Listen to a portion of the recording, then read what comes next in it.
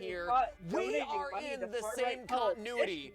Cue the party horns and cheerful children sound No effect. way. I know we were all eager to throw out our textbooks at the end of last birthday party semester, sound. guys. But it's time to break out FNAF Lore for Dummies one final time.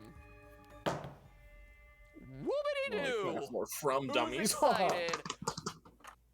This guy, I guess. Now, creating my own ARG over the Matt last couple months has Watson. taught me a lot of things, specifically better ways to hide and code messages. And one particularly effective but simple way to do it is by opening image files as text files. So if we open this image file in Notepad, we actually get our answer to that first missing word. Don't listen to them. We let something inside. It was an accident. Remember Jeremy. So with all of that evidence compiled, let's start analyzing before we start digging deeper.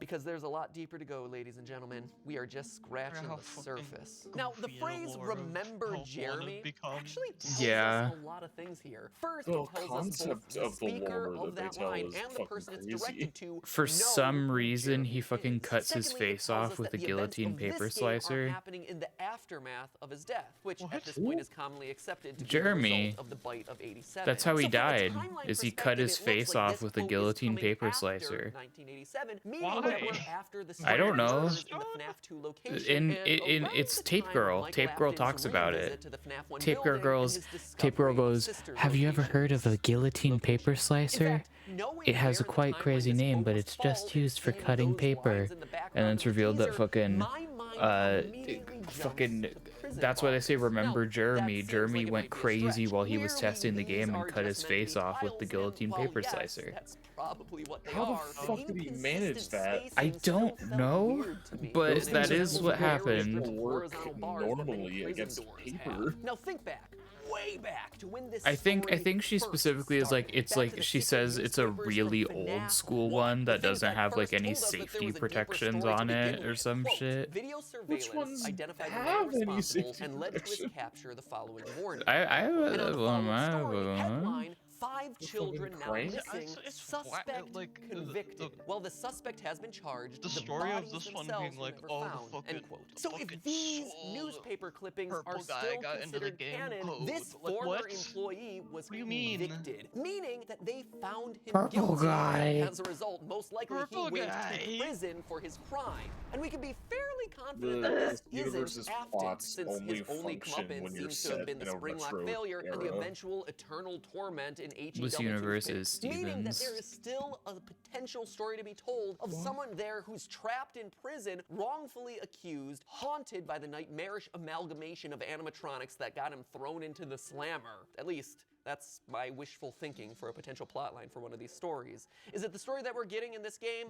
Probably not, but a boy in Freddy pajamas can dream. Can't he? Let's go back to the text. Don't trust them.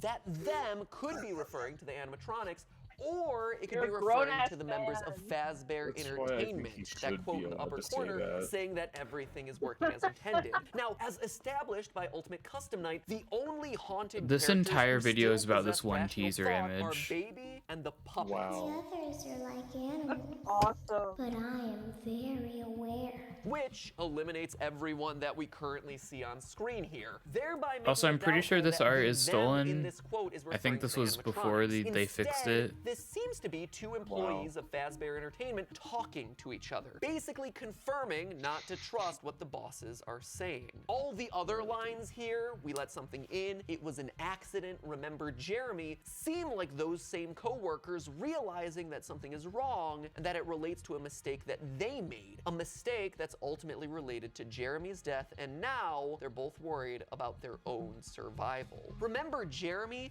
seems to me to read more like, hey, remember that guy? We don't want to end up like him. So now, looking back across the games, what are some of the mistakes where something deadly has been let in? Well, you got Springtrap being let into Fazbear Fright in FNAF 3. You have basically the entirety of FNAF 6's salvage minigames, and Ennard from Sister Location. Ennard, who, funny enough, during the false ending to that game, repeatedly begs you to let him in. You must help us. You must let us inside the room. You have to let me inside the room. I know it was an accident. And where in the series do we have two co-workers who wind up dead because they let something inside? Sister location again.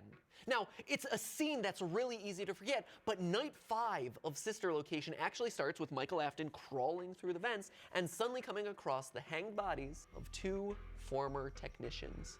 Co-workers, done in by the newly escaped pieces of Ennard. So we have something where the placement in the timeline makes sense, the relationship of the characters to Jeremy as co-workers makes sense, their skepticism of Fazbear Entertainment definitely makes sense, and you know what? That's not all. Their role specifically as technicians also makes sense with everything that we're learning about this new game. You see, Scott wasn't content to just give us one teaser.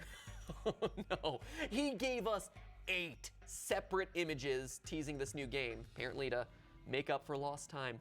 Thanks, buddy. I mean, sure, we just analyzed the imagery and text of this one image, but if you check the source code of Scott's website, which at this point is FNAF Research Step 2, right after brightening up the images, you'll notice odd strings of text, all with this tag, content equals. Well, if you take those strings of letters and plug them into the URL bar, it reveals a trove of new findings. The first and most important of them, we're gonna be playing as a technician. Here, in this image, we can actually see Freddy's body opened up, ready to be worked on, which perfectly coincides with what Scott teased when he initially mentioned the possibility of this new VR game. Quote, if you liked repairing Funtime Freddy up close in Sister Location, just wait until you try to do something like that in VR, up close and personal, with these huge animatronics that are just one mistake away from jumping at you.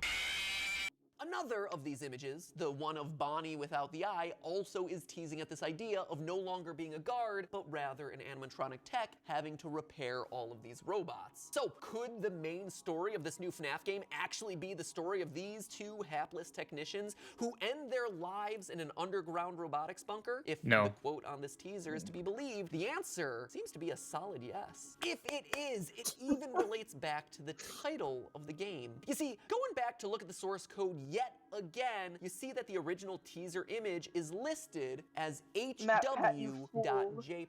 Now, back in February, my buddy Dawko tweeted out that a new FNAF game had gotten leaked on the ESRB ratings website. The ESRB, man, get your act together. First you leak the Super Smash Bros. 4 roster, and now you're leaking the new FNAF game? It is time to stop. It's time to stop, okay? And yes, this is someone else's meme, but I thought it was appropriate for the situation. Plus, I'm in pajamas, thought it would be funny.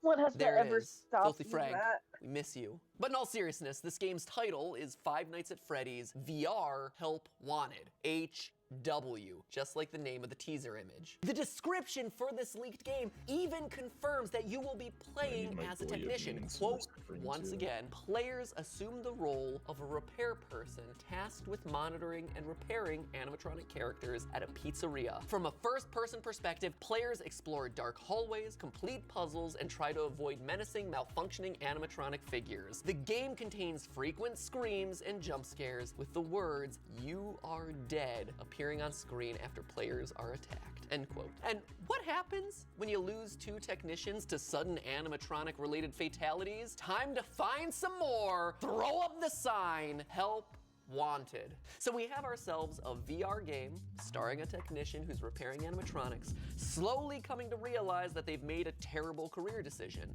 Or do we? Looking across all the other teaser images, it feels like this whole game may actually be disconnected. We see scenes from all the various settings we visited in this franchise. The tile floor behind that old model of Bonnie suggests that it's the FNAF 1 location. This shot of Springtrap looming in the background tells us that we're gonna be visiting Fazbear Fright. The appearance of Funtime Foxy in the teaser suggests that we'll be visiting Sister Location for some challenges. Heck, we're even gonna be invading the crying child's bedroom from FNAF 4 based on this shot of Baby. Notice the iconic closets from that game, as well as the bedspread design in the background. So, is this game just gonna be a bunch of vignettes? A compilation of the series' greatest scares, only now they're in VR? Yes. I don't think so. I do think that this game can and will tell its own unique story that builds out the lore of this franchise, and one of these teaser images solidifies that for me. True to form, Scott in his biggest reveal, the deepest. You see, going on to Scott Games one final time, and it's a lot of times to visit Scott Games just for one teaser image, something seems a little off.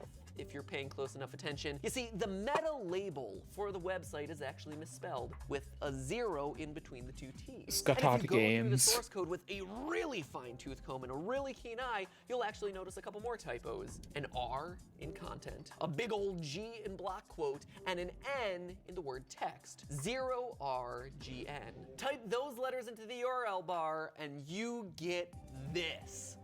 Now, clearly it's been obscured very heavily, but if you blur it and affect the contrast a little bit, change some of the levels, you actually get something that looks more like this. Something that doesn't just look like an animatronic, but one animatronic in particular. Notice the half-closed eye. Because this was fucking movie stuff, right? Half-closed eye, I'm pretty sure this was like this, an endoskeleton looking to be let in. Jim So, Henson. There you have it. We have ourselves a new VR game telling us the story of two technicians who made a fatal career decision. Based on the fact that the game already has a rating, I'm assuming that we're gonna probably see this one coming out pretty soon. It's weird, actually, to think about a FNAF game coming out on something like PlayStation 4, the PlayStation VR. I'm excited to see it. Will I be right in my predictions? No. Well, we're just gonna have to wait and see. And by wait, I mean it's probably out already now. As soon as I hit publish, it probably came out, because, you know, that's how Scott goes, right? Is it out? Is it out yet? How about now? Right now. It's there. He's not gonna have that issue with security breach. I'm gonna go get out of these. That game got delayed for like 2 years. But hey, did you notice the new theory wear? I don't We call it care Chaos about your Theory. It's a name that I have a goddamn lot of theory merch. Is that what the green indicates? Yeah. I had set it to, it's called I sponsor On block. the show, but today is no clickbait, the scariest topic of all. Copyrights. With a little dose of FNAF. All my favorite topics in one episode. I love 2019. Does he do this now? Is this like where he no longer is like a talking image, he just talks in front of a green screen Hello, instead? Internet. Welcome to Game Theory, where today, call me Gloria Bolja, because our top story is an oopsie. One big oopsie made by one big man. Actually, I don't know what his relative size is. He's just big in the gaming I would like to space. That man's veto name is this Scott one. Coffin. Now, if you're not familiar It's with what literally happened, just let me him catch you up. talking Last about how they episode, we stole art. analyzed a teaser image for Scott's new Oh, VR yeah, game, that's good. FNAF Help Wanted. What I didn't yeah, mention in that the video, entire though, was thing that is it was just, only yep, online for just they a sure couple did of hours. steal art, didn't they? FNAF 7 oopsie.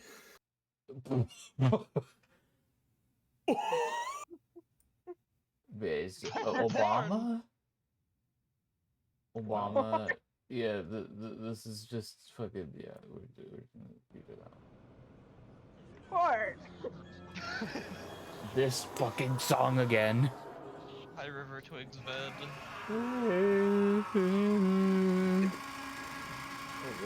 Where's that song from?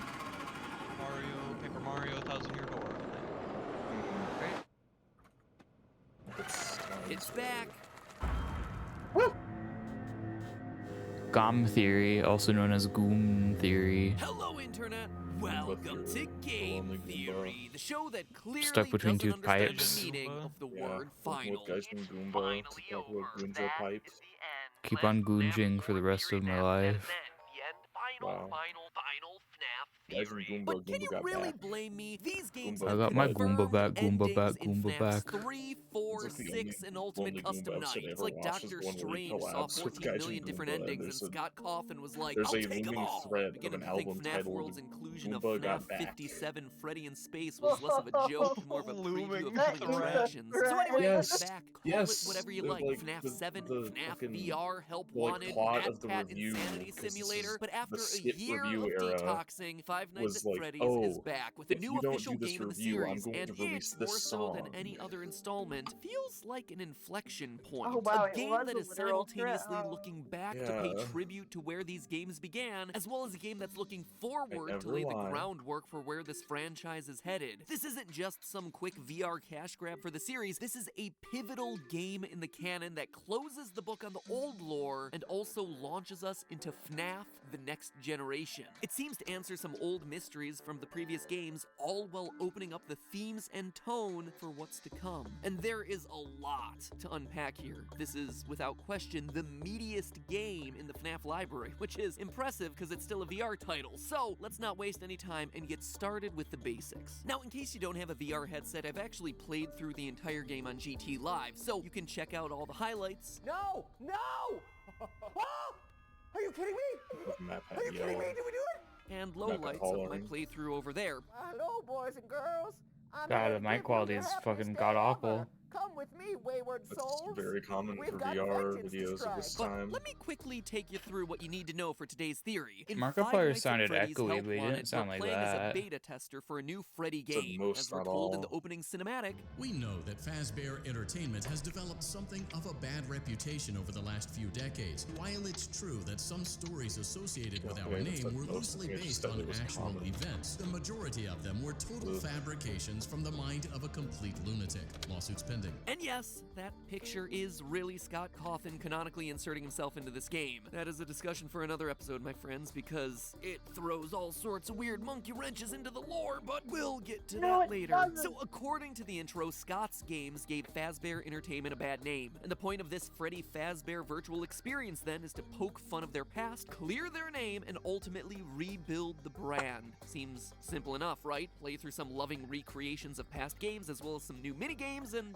that's it. Job complete. A new generation of Faz fans fall in love with all these new characters and add to Scott Cawthon's growing pile of money. Don't forget the merch perfect for birthdays. Speaking of merch, Fazbear Entertainment ain't the only ones shilling for their supper. Game Theory merch is also perfect for birthdays. Heck, probably even more perfect for birthdays, Scott. And, wouldn't you know it, playing through the game, it is legitimately impressive. Pretty much everyone here is recreated in a stunning 3D environment. Bonnie, Baby, Funtime Freddy the Puppet, heck, even Easter egg appearances by mini arenas and LOL. Characters that most of you watching this probably haven't even heard of before because you have much better things to do with your brain space than I do. The Torque of Everyone 87. is here in this game, except for one important omission. Golden You Freddy. really do make him go Laura isn't Dracula around mode. either, but you know, I said That's how he important. sounds. Yes. But that seems weird, right? I mean, this is a game that just drops you into has- perfect recreations of the has first three that installments of the accent. series. Yeah, You don't he just just forget about sounds one of the most like that. important characters to more the lore of these Dracula-like than games. I Well, remember. that's because it isn't some careless oversight. You are Golden there is a Freddy little isn't twinge of here Drac for a in there, I will reason. It's say, our but, first clue like, that this game isn't he just a joke does and is a he has a canonical entry. really Specifically, bad it tells us accent. where it falls in line with The Torque everything of else that we've played. 87. I don't even mean a Freddy thick isn't accent, I here mean like because a she's busy bad hanging out one. in HE double Chica arms Yeah. with William Afton. Think back to the end of Ultimate Custom Night and our previous theories. Think By back tracking the to the voice end of lines Ultimate used Custom throughout the Night. game over screens, we were able to piece together that we're playing as William Afton in that game, child killer extraordinaire, and that the whole game was him trapped in heck to atone for his sins. And the thing that was keeping him there was the one he should not have killed, a girl named Cassidy, the spirit who had an axe to grind, Talking possessing about, the Golden Freddy suit. murdered The children, reason you Golden still can't Freddy even isn't say in hell. FNAF VR is because the spirit is down there tormenting Willie Funny. A forever, from here until the end Willie of the A. series. That's why the ultimate ending of Custom Night was Golden Freddy twitching off into the Awesome. darkness. Cassidy never gives up her soul, no matter what Old Man Consequences said. Further cementing that Help Wanted is now at the end of the FNAF timeline is this miserable little creature right here, the Scrap Baby plush. Because why wouldn't you want to cuddle with something that rips in half and eats children alive? Let me remind everyone who doesn't have an encyclopedic index of all 60 plus animatronics that have graced the screen in this franchise that Scrap Baby is the homeless hobo version of the old baby after escaping sister location and who was voted out of the Ennard tribe homeless, you're a sometime between hobo, FNAF you're 5 and poor, 6. you're Her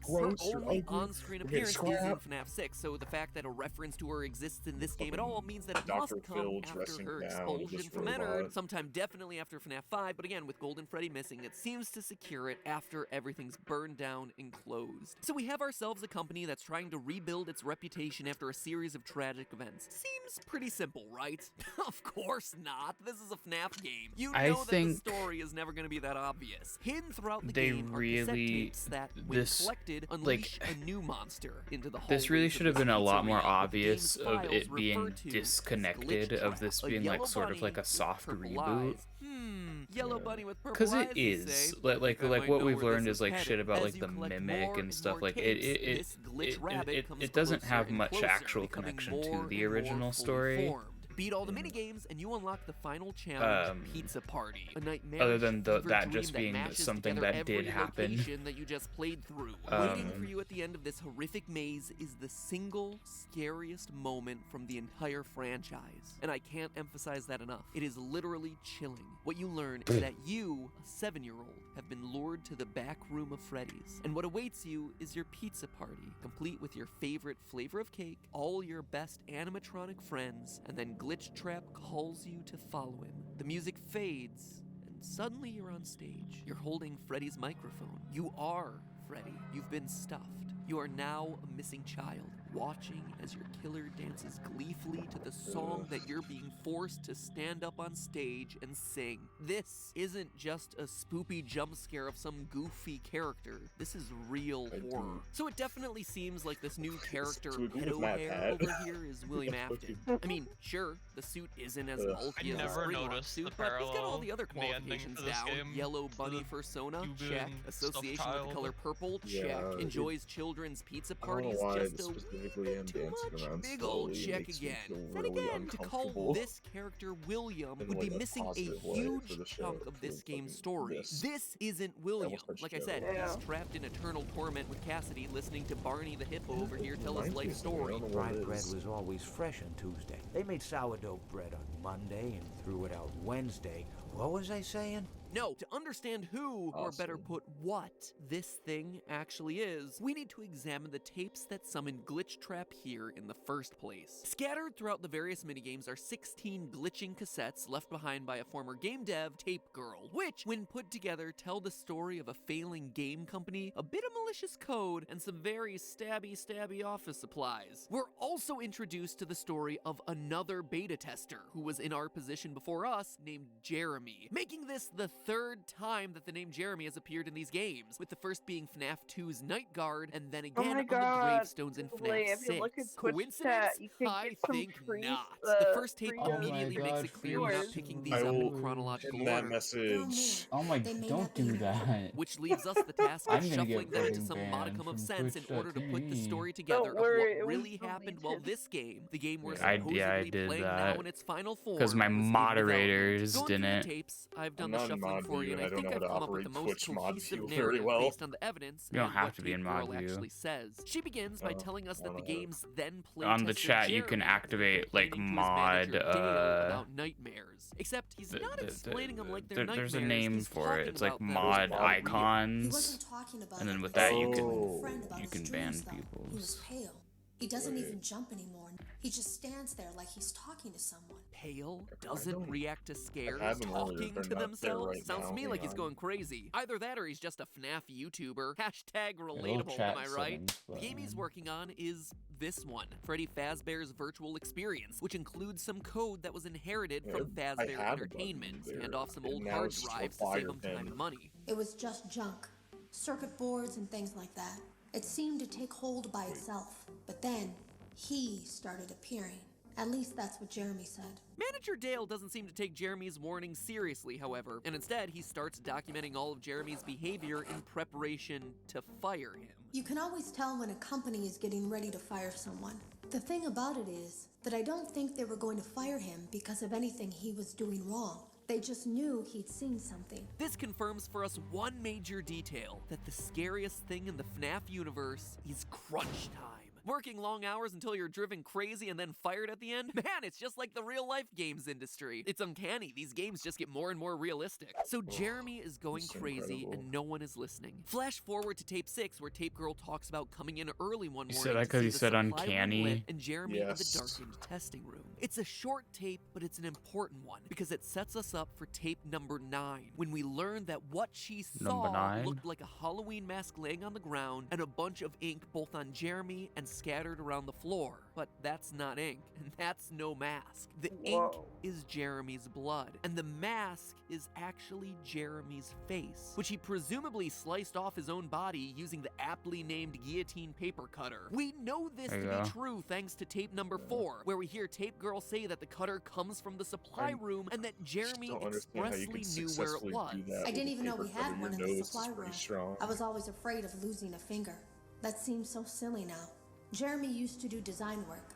I guess that's how he knew it was there. And for as extreme as this sounds, we know that he sliced off his face due to all these seemingly minute details about how his face was obscured that morning. I went back and peered in the window. I couldn't see his face. He had the visor covering his head. Anyone else getting some bizarre Bite of 87 vibes from this story? No? Is it just me? Huh. So Jeremy eventually dies from his injuries. After Jeremy's death, things start getting even weirder, which is a relative statement considering that this is the FNAF franchise we're talking about. Tape Girl overhears a conversation about a lawsuit in the aftermath of Jeremy's death, which makes perfect sense given that he died a horrific death on the job. In response, the company starts taking some serious steps to cover their tracks, namely to sell off the game and destroy evidence that could incriminate him. In the meantime, Tape Girl takes over Jeremy's role as playtester, and all we can hope is that she really cleaned that VR headset before she put that thing back on. She has 3 days to playtest the game. Across her audio logs, we learn that in that time, she sees Glitch Trap for the first time and comes to learn that he's attached itself to her audio logs. She tries to delete them, but can't. So instead of deleting them, she fragments and disperses them into the 16 small pieces we've been collecting throughout our playthrough, warning us that they shouldn't be reunited at any cost. Hide all traces of these logs that I've created. I fear that finding them and reassembling them will also reassemble the very thing I've tried so desperately to destroy. Whoops! Probably shouldn't have hidden that info on tape 15 of 16. After that, though, she seems to backtrack on her story, saying that in fact the entity in the game can be killed, and that to do so we should reassemble the tapes. Odd, but okay, we've got them all anyway, so might as well see what we can do. Glitch Trap attacks us once we have 16 tapes, and if we don't respond in time, we trade places with him. For a brief second, we see through his eyes back down at the console that we were just operating. Our consciousness has truly melded with his, just like the voiceover warned about at the time of the game. Fazbear Entertainment is not responsible for accidental digital consciousness transference. So that's a bad ending. But if we do manage to properly follow Tape Girl's instructions as he's trying to mind meld with us, well, he still seems like he escapes. Or at the very least, he definitely doesn't die. This should have been like some Mr. Smith in the Matrix moment where all his code disintegrates or something. But instead, we're trapped on one side of a door in the game. A bloody, hand-printed door with scratch marks clearly showing people stuck in here desperately trying to escape. And we see Glitch Trap practically skipping off into the darkness. This doesn't seem like the ending we should be getting for putting all the pieces of the tape together and following all the tape maker's instructions. That would basically mean that FNAF VR has 3 losing scenarios here. Getting stuffed at the end of the pizza party, transferring consciousness on the home screen, and getting locked behind the door if you choose to follow Tape Girl's instructions. That can't be right. Can it? Well, maybe it is. Maybe that's the point of the game. Maybe we are destined to lose no matter what we do here. I mean, think about it. The canon ending of Sister Location was a bad ending, with Michael getting scooped. The canon ending of FNAF 4 was a bad ending, with the crying child getting bitten. In FNAF 6, you and literally everyone else burned to death. I mean, it's considered a victory, but you're still dead. Now, let's look closer at the text of the audio logs. There is something clearly wrong in them. The tapes start out just fine. They follow her story in a pretty logical way, and we know she's a real person in the real world because she's observing things from outside the game's testing room. Things like Jeremy complaining to management and the stuff that's present in the supply room. But then, upon closer inspection, you start noticing some strange anomalies. For instance, we have 2 tapes that both start with her introducing who she is. A hi or a hello followed by, "You don't know me," or "Can you hear me?" which is our first hint that something's a bit off. The same person is making these tapes the whole time, for the same audience. So why introduce herself to us twice, in both tape 1 and tape 15? Why would one end with her saying, "Now I fear that those logs are being used as a Trojan horse. If you're unable to abandon development, hide all traces of these logs that I've created." Basically telling us to hide the logs, but then also say this: "There are more.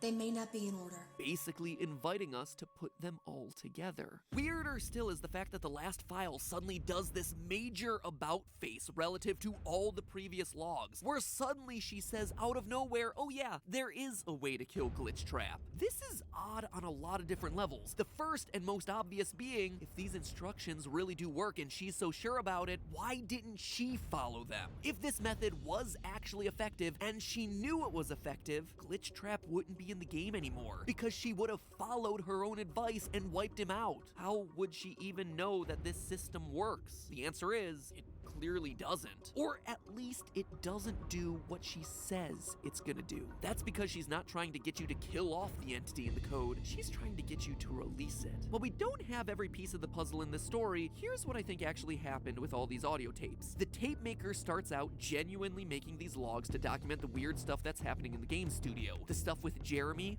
really happens. She really sees Glitchtrap in the game, but on her last day of playtesting, she tries to delete the files and fails. Instead of killing Glitchtrap, she undergoes a digital consciousness transfer, just like we do in one of the 3 bad endings, trapping her in the game and releasing Glitchtrap, presumably into her own body, or just releasing him into the real world. Both of which are possibilities that the game explicitly warns us about in the opening sequence. Fazbear Entertainment is not responsible for accidental digital consciousness transference, real-world manifestations of digital characters. That, my friends, is why you always have to read the disclaimer. From inside the game, she's now stuck, with her only hope for escape being to go through the same process she just went through from the other side. She creates a new log, starting over by saying, Hello?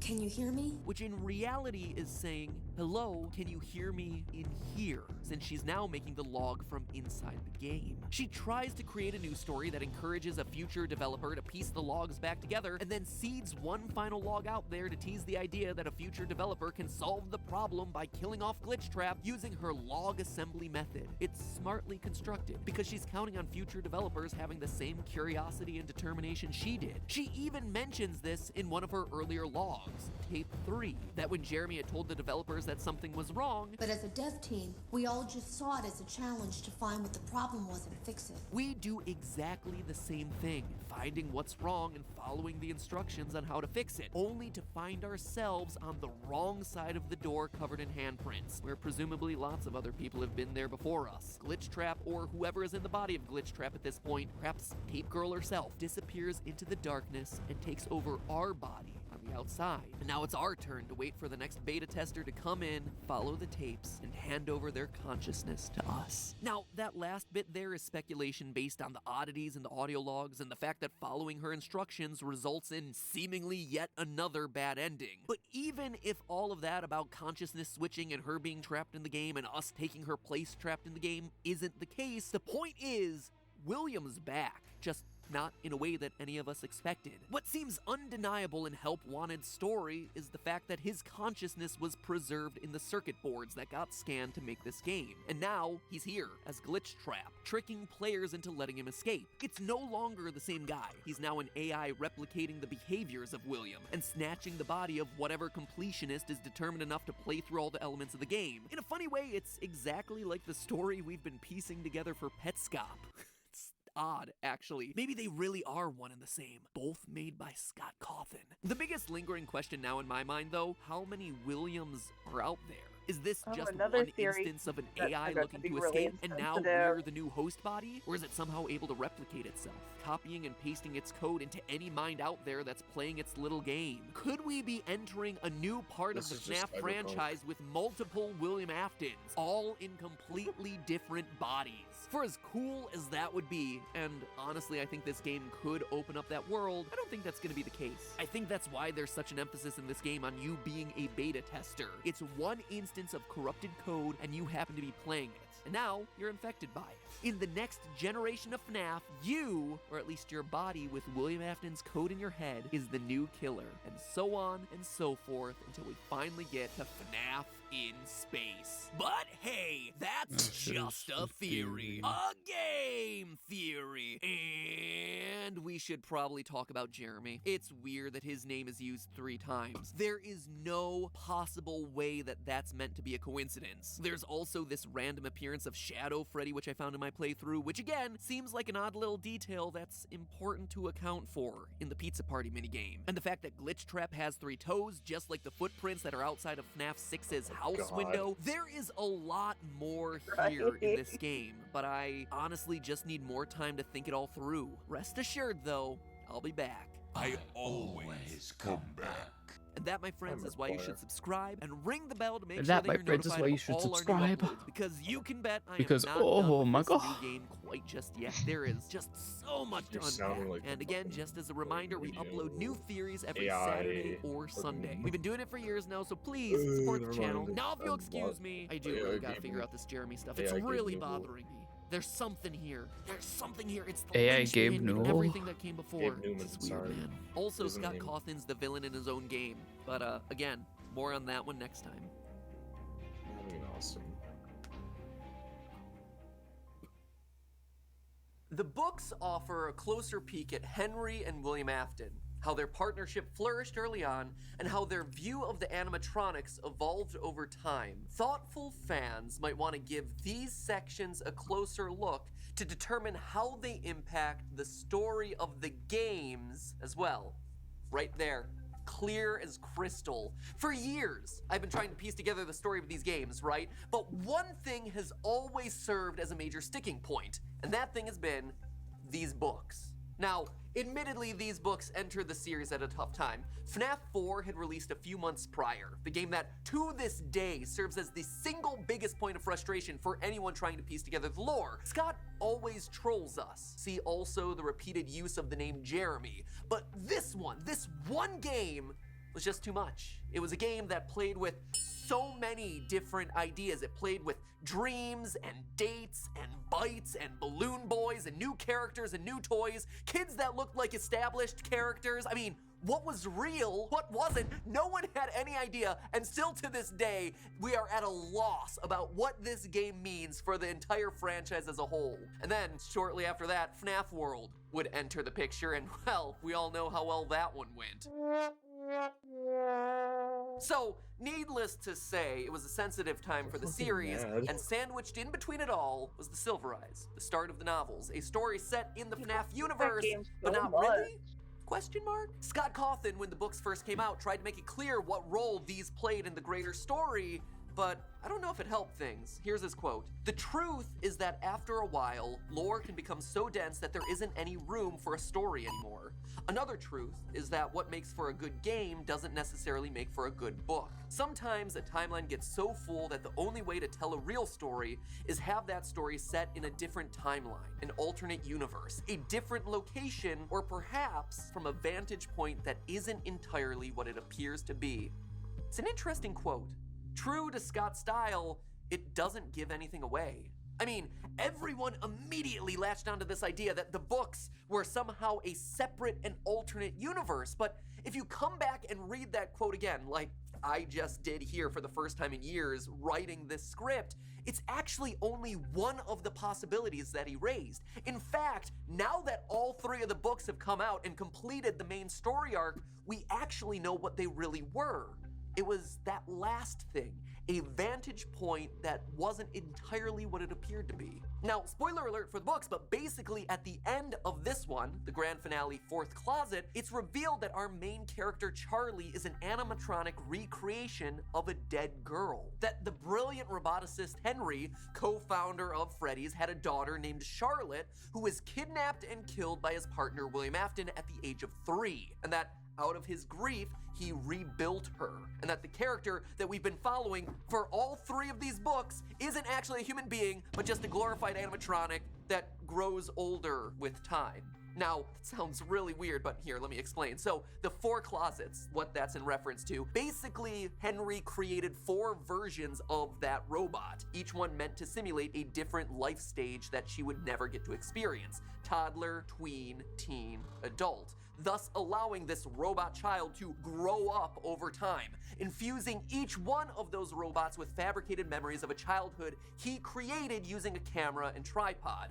And if you think that sounds weird, then you haven't finished reading this book, my friends, because this book jumps so many sharks. But that is nothing compared to what this book does to the animatronic Baby that we all know and love. Baby, you know, the clown girl. Well, in the books, she's actually the perfect fourth adult version of Charlotte, but she's also the robot that still, like we see in the games, devours William Afton's daughter Elizabeth and then goes on to get possessed by her. So this one robot is simultaneously Elizabeth's soul inside of Charlie's adult body, but in addition to dancing and singing and extruding out ice cream, she also has the ability to switch between looking like a passable human, so much so that a character in here actually gets aroused by her, no joke, and also expanding somehow into a giant clown-shaped robot, the one that we all know and love. She does this by using a combination of needles with little balls on the end, as well as sound illusion discs. I mean,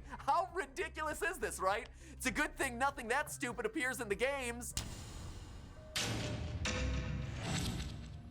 Oh?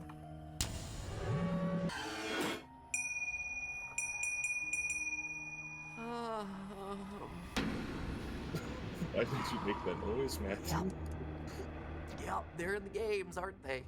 They are, actually. If you look at Baby's design as it's presented in the games, you see exactly what this book is talking about. The needles with the little balls on the end, and yeah, even the weirdo sound illusion discs. You might see where I'm going with this, right? Well, many hardcore fans want to dismiss the books and treat them as a separate entity, wall them off entirely from what's going on in the games.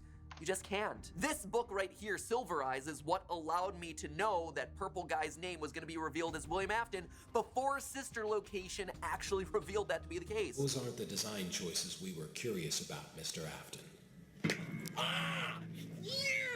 Nailed it already! These are the things that confirm that Susie and Fritz were missing children's incident victims before it appeared in FNAF 6. The fourth closet explained what Candy Cadet's stories were all about. 5 animatronics, 5 souls, all melted down into one entity. But because my theories based on the books tended to frustrate hardcore community members, I backed off of using them. But here we are now, me sitting on the couch reading this.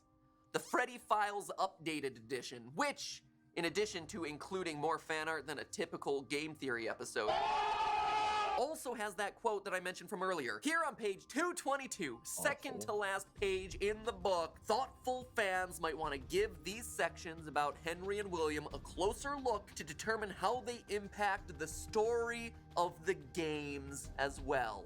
It's no denying it now, friends. These things, right over here, these 3, they're important. They are here to stay. So, for today's theory, I threw away everything. All our assumptions, all the things that I thought it solved from the games. And I took a fresh, clean look at this franchise, this time starting from the perspective of the books. And that brought me down an insane thought train. Now, I don't necessarily think that today's theory is right. I definitely think that there are plenty of holes in it, but I also don't think it's out of the realm of possibility for the story that Scott is trying to tell. It's a theory that's worth chewing on, because it simultaneously overturns a lot of the assumptions that we've made about this series, while also filling in a lot of logical holes in the timeline of events. This is a big one, and I'm curious to get your thoughts on it. Big like what we missed in FNAF 4, kinda big. Here's my theory for you today. Mustard Man. You know, orange guy from FNAF 6? I'm gonna say he's Henry, original creator of the animatronics, co-owner of Fredbear's Family Diner. That would make this Henry's house. In turn, that would thereby make FNAF 4 his house as well. And if that's his house, then this is Henry's son, and this is Henry's other son. That's right, Crying Child isn't any member of the Afton family. He is Henry's son. And then that would make this and this Henry's daughter. And therefore, this then would be Henry's daughter's empty room. Now, hold on. I am sure there are plenty of you hardcore FNAFers out there who are ready to tear this huge list apart. This is clearly the Afton household. We have established this time and time again since the release of Sister Location, but stay with me. Sit back, relax.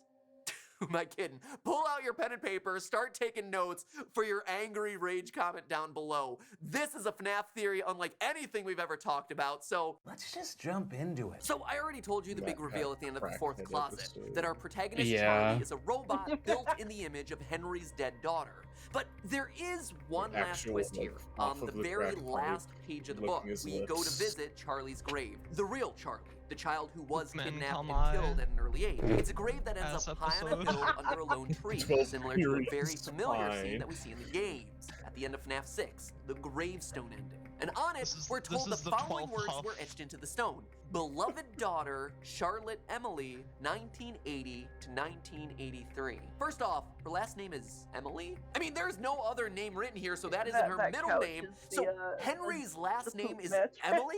We're talking about the Emily Jenkum family household? It's just No, weird. that's I mean, Poop this Man's is a bed. book series filled with animatronics that are possessed by human children and metallic soul glue, but Emily as your last name? That has to be the single largest stretch of imagination out He's there. really And no sounding offense to like anyone Doug with Emily as Walker their right actual now. last name. I know it's a real thing. This is I'm a just over-exaggerating my this is like rage a for comedic really effect. weird But the thing. important Emily? thing here is What the is? date, What are they right? up to? Born in Emily? 1980, Take out your Freddy credit died card? in 1983. A Freddy credit card? 83. Should sound familiar, right? Freddy? Well, why does it matter? Credit FNAF A 4. Freddy FNAF 4, surname? a game that ends with someone getting themselves bitten, is not depicting the bite of 87 What like if we Henry's all last name is assumed when we Fazbear? first saw that scene, but instead is a game that is I'm set okay in the now. year 1983. Thank It frustrated everyone. Why is he circle? I mean, why would you choose to do that, Scott? It made no sense for the story that we had become familiar with by that point in the series. It made Me no when I'm circle. sense until today.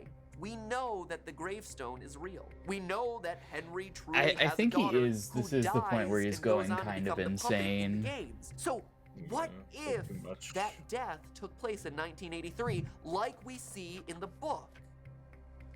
It's Opens like, up a lot of what possibilities. the fuck You is see, he talking the about? other He sounds like a thing that pastor never right quite gets now. explained is this empty girls' room that we're allowed to explore your throughout favorite FNAF 4's minigame. chapter Clearly, of your there's a Freddy book reason for it's your here, weekly but prayer? we never get a clue as Your to weekly why prayer. or who that room could You're belong only to. allowed to do one a This, week, in otherwise you turn, get led all stuck us FNAF somewhere. theorists to speculate wildly about the owner Yes, of this they're gonna room. sue each Anyone with other. 2 X chromosomes was up for debate. This pigtail girl, and that was it. Honestly, because she was literally the only girl that was introduced into the series at this point. Later, when Sister Location came out, we got ourselves a second girl, and everyone celebrated. It was Afton's daughter, Elizabeth, so that room had to be hers, right? I mean, the game was even alluding to it being hers because it was the Sister Location. But let's stop for a minute and question all of those assumptions. Because that's what they are, really. There's not a whole lot of proof here. What if If you take each girl in the series and divide it by the amount of Freddys in the series, you get 0.2. The room is 0.2 is and we're not seeing a what whole heck of a lot of girls the wandering around the playground Kingdom Hearts area. game And is sure, called. certainly matches the year of the 0.2 disappearance is and death from hilarity the of books. Freddy Could that girl's smelling room in FNAF Fred- 4 actually be Charlotte Freddie Emily's room? Miasma Could this as a whole summon house in from Kingdom FNAF Hearts 4. actually be the Henry Freddy Emily releases household? gas. Consider this. In the second novel, Freddy The Twisted passes Ones, gas a on to climactic final battle happens Freddie in an passes gas underground onto all the animatronic children. facility. Sounds a bit like our Matt sister really location. hasn't When our heroes emerge to acknowledged the surface, they find animatronic themselves in the miasmas in a ruins while. of a familiar house. Here's the quote.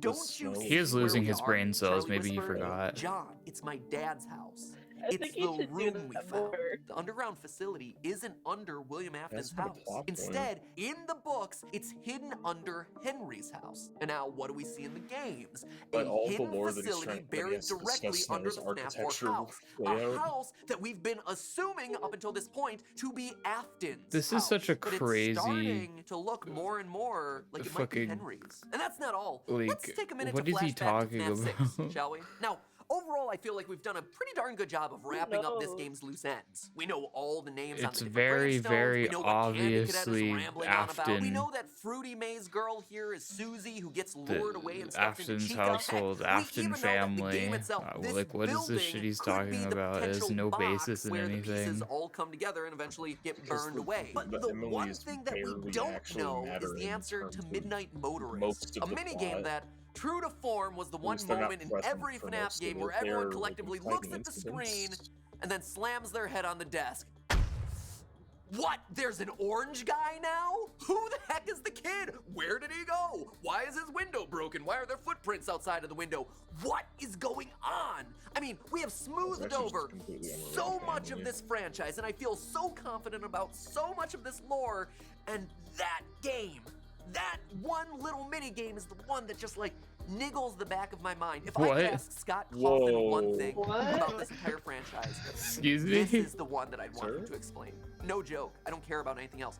This is the one that I feel so befuddled on. Why I'm so determined to solve it, and why I'm doing today's theory. Because in the past, I've felt fairly confident saying that the mustard man here is William Afton, because he drives a purple car and he's driving away from the scene where the puppet girl died. But now, I'm not so sure. It always bothered me, and literally everyone else, that a guy who This has is been confirmed to associated with be one color, William the color Afton's purple, car, for the like entirety of this franchise completely is now suddenly because orange. of the FNAF tried like to kart dismiss it as racer Scott pulling has a a little Scott, like but, you know, that's not the most trap satisfying answer. like It doesn't feel thing conclusive, on him. you know? And more importantly, those footprints outside of the window. I mean, why are they there? Either an animatronic went to meet this boy actually a outside of his window, movie but teaser. that seems unlikely based on how we know these animatronics behave, or it was someone in a costume showing up just to so you know, lure the we're at boy 8 out of his hours. room. That one definitely seems like a more likely solution, but the only person in the entirety of this franchise who would do something like that is big ol' Willie A. And why would he do something like that to his own kid in his own house and then get mad about it? Things We don't will add up stop cleanly. It's a at question that when really he started to bother me retires. when I was playing FNAF VR. Because you know who Help gives a Wanted. shit Glitch about the Traps new is guy. clearly modeled after the first I suit forgot ever that used he by actually William left. Afton. Yeah. You can tell based on his stitching. This is a hand-sewn bodysuit rather than any sort of animatronic suit that we would see later in the series. This also coincides with Though the that timing does of just the cut out Midnight like Motors 3 cutscene, episodes. which shows the birth of the puppet, one of the first Yeah, major but we can only deaths of the suffer entire for FNAF so story. long. Glitch Trap's suit also very distinctly one has sitting. 3 toes, just like the footprints outside of the boy's window. Now, as we know, Scott Cawthon likes to thing I wanna clarify show things is in really his next suffering. game. It's And if there just was kind one of huge question mark observing. left from before, that Midnight Motorist minigame was it. So we have ourselves a suit that would have been in use around the time of the minigame, as well as a matching foot pattern to the design that we see in the minigame. Heck, we even have ourselves a potential reference to it from Ultimate Custom Night and the Toy Chica cutscenes. He'll be mine by the end of the day. I just Oh, know it. God, I told I him to forgot come about over that. later. That should be enough. And if he doesn't show up, I'll just go to his house. And if he doesn't open the door, I'll just find a window. And here's where everything starts coming together. Let's assume that William Afton, in his glitch trap suit with its 3 toes, is the one who's standing outside of that window, outside of Henry's house. He lures the crying child out. Now Henry's son, to bring him back to the place that he loves more than anywhere else in the world, Fredbear's Family Diner. But we know that this is also Because the this is night like a where William Sherlock takes his Holmes first mystery. victim, Charlotte, who's killed outside of the diner. This would explain why in FNAF 6, the crying child would actively run to Fredbear's against his father's will, but later, come FNAF 4, he would be terrified of stepping foot there. Remember what you saw and all that, as psychic friend Fredbear reminds him constantly. He saw the murder happen that night. That is what we're seeing in that FNAF 6 minigame. Meanwhile, we have ourselves the Mustard Man, who we're assuming is gonna be Henry. He has a kid who has not only run away on multiple occasions, but is so determined to do so that he's willing to break through his own window to get there. So, how do you keep him safe at home? Well, you lock him in his room, just like we see happen in FNAF 4. But maybe locking him in his room isn't enough. Maybe you also have a series of security cameras hidden around the room. Heck, hidden around your house, hiding a security camera inside the Fredbear plushie that he takes everywhere. To keep your son safe, to keep track of where he is at any given point in time. Heck, maybe you could go so far another as to theory design is that sound illusion two discs coworkers to are make gang him stalking one scared of their of children. the animatronics that he's seeing. His once beloved animatronic friends now terrifying to him, causing nightmarish hallucinations of the characters. Just like the discs that we see hidden inside of Funtime Freddy's chest and sister location. The same discs that Henry is confirmed to have created in the books. These two, right here, As they far as play I a know, huge canonically, role Henry in only these has two books. one daughter. Though most of them in Yeah. the books bear Afton's name, they were originally created by Henry in an attempt to warp the world around him, to hide from the grief that he felt after the loss of his child. Discs that, wouldn't you know it, Afton hides inside the Funtime robots, just like we see in the games. But as we see in FNAF 4, it isn't enough. The crying child still winds up at Freddy's, he still gets himself bitten, and he dies. With that iconic line in yellow, "I will put you back together." Now, remember that quote I keep going back to in this book right here, second to last page? Thoughtful fans might want to revisit sections of how Henry and Afton's view of the robots change over time in order to determine how they impact the story of the games.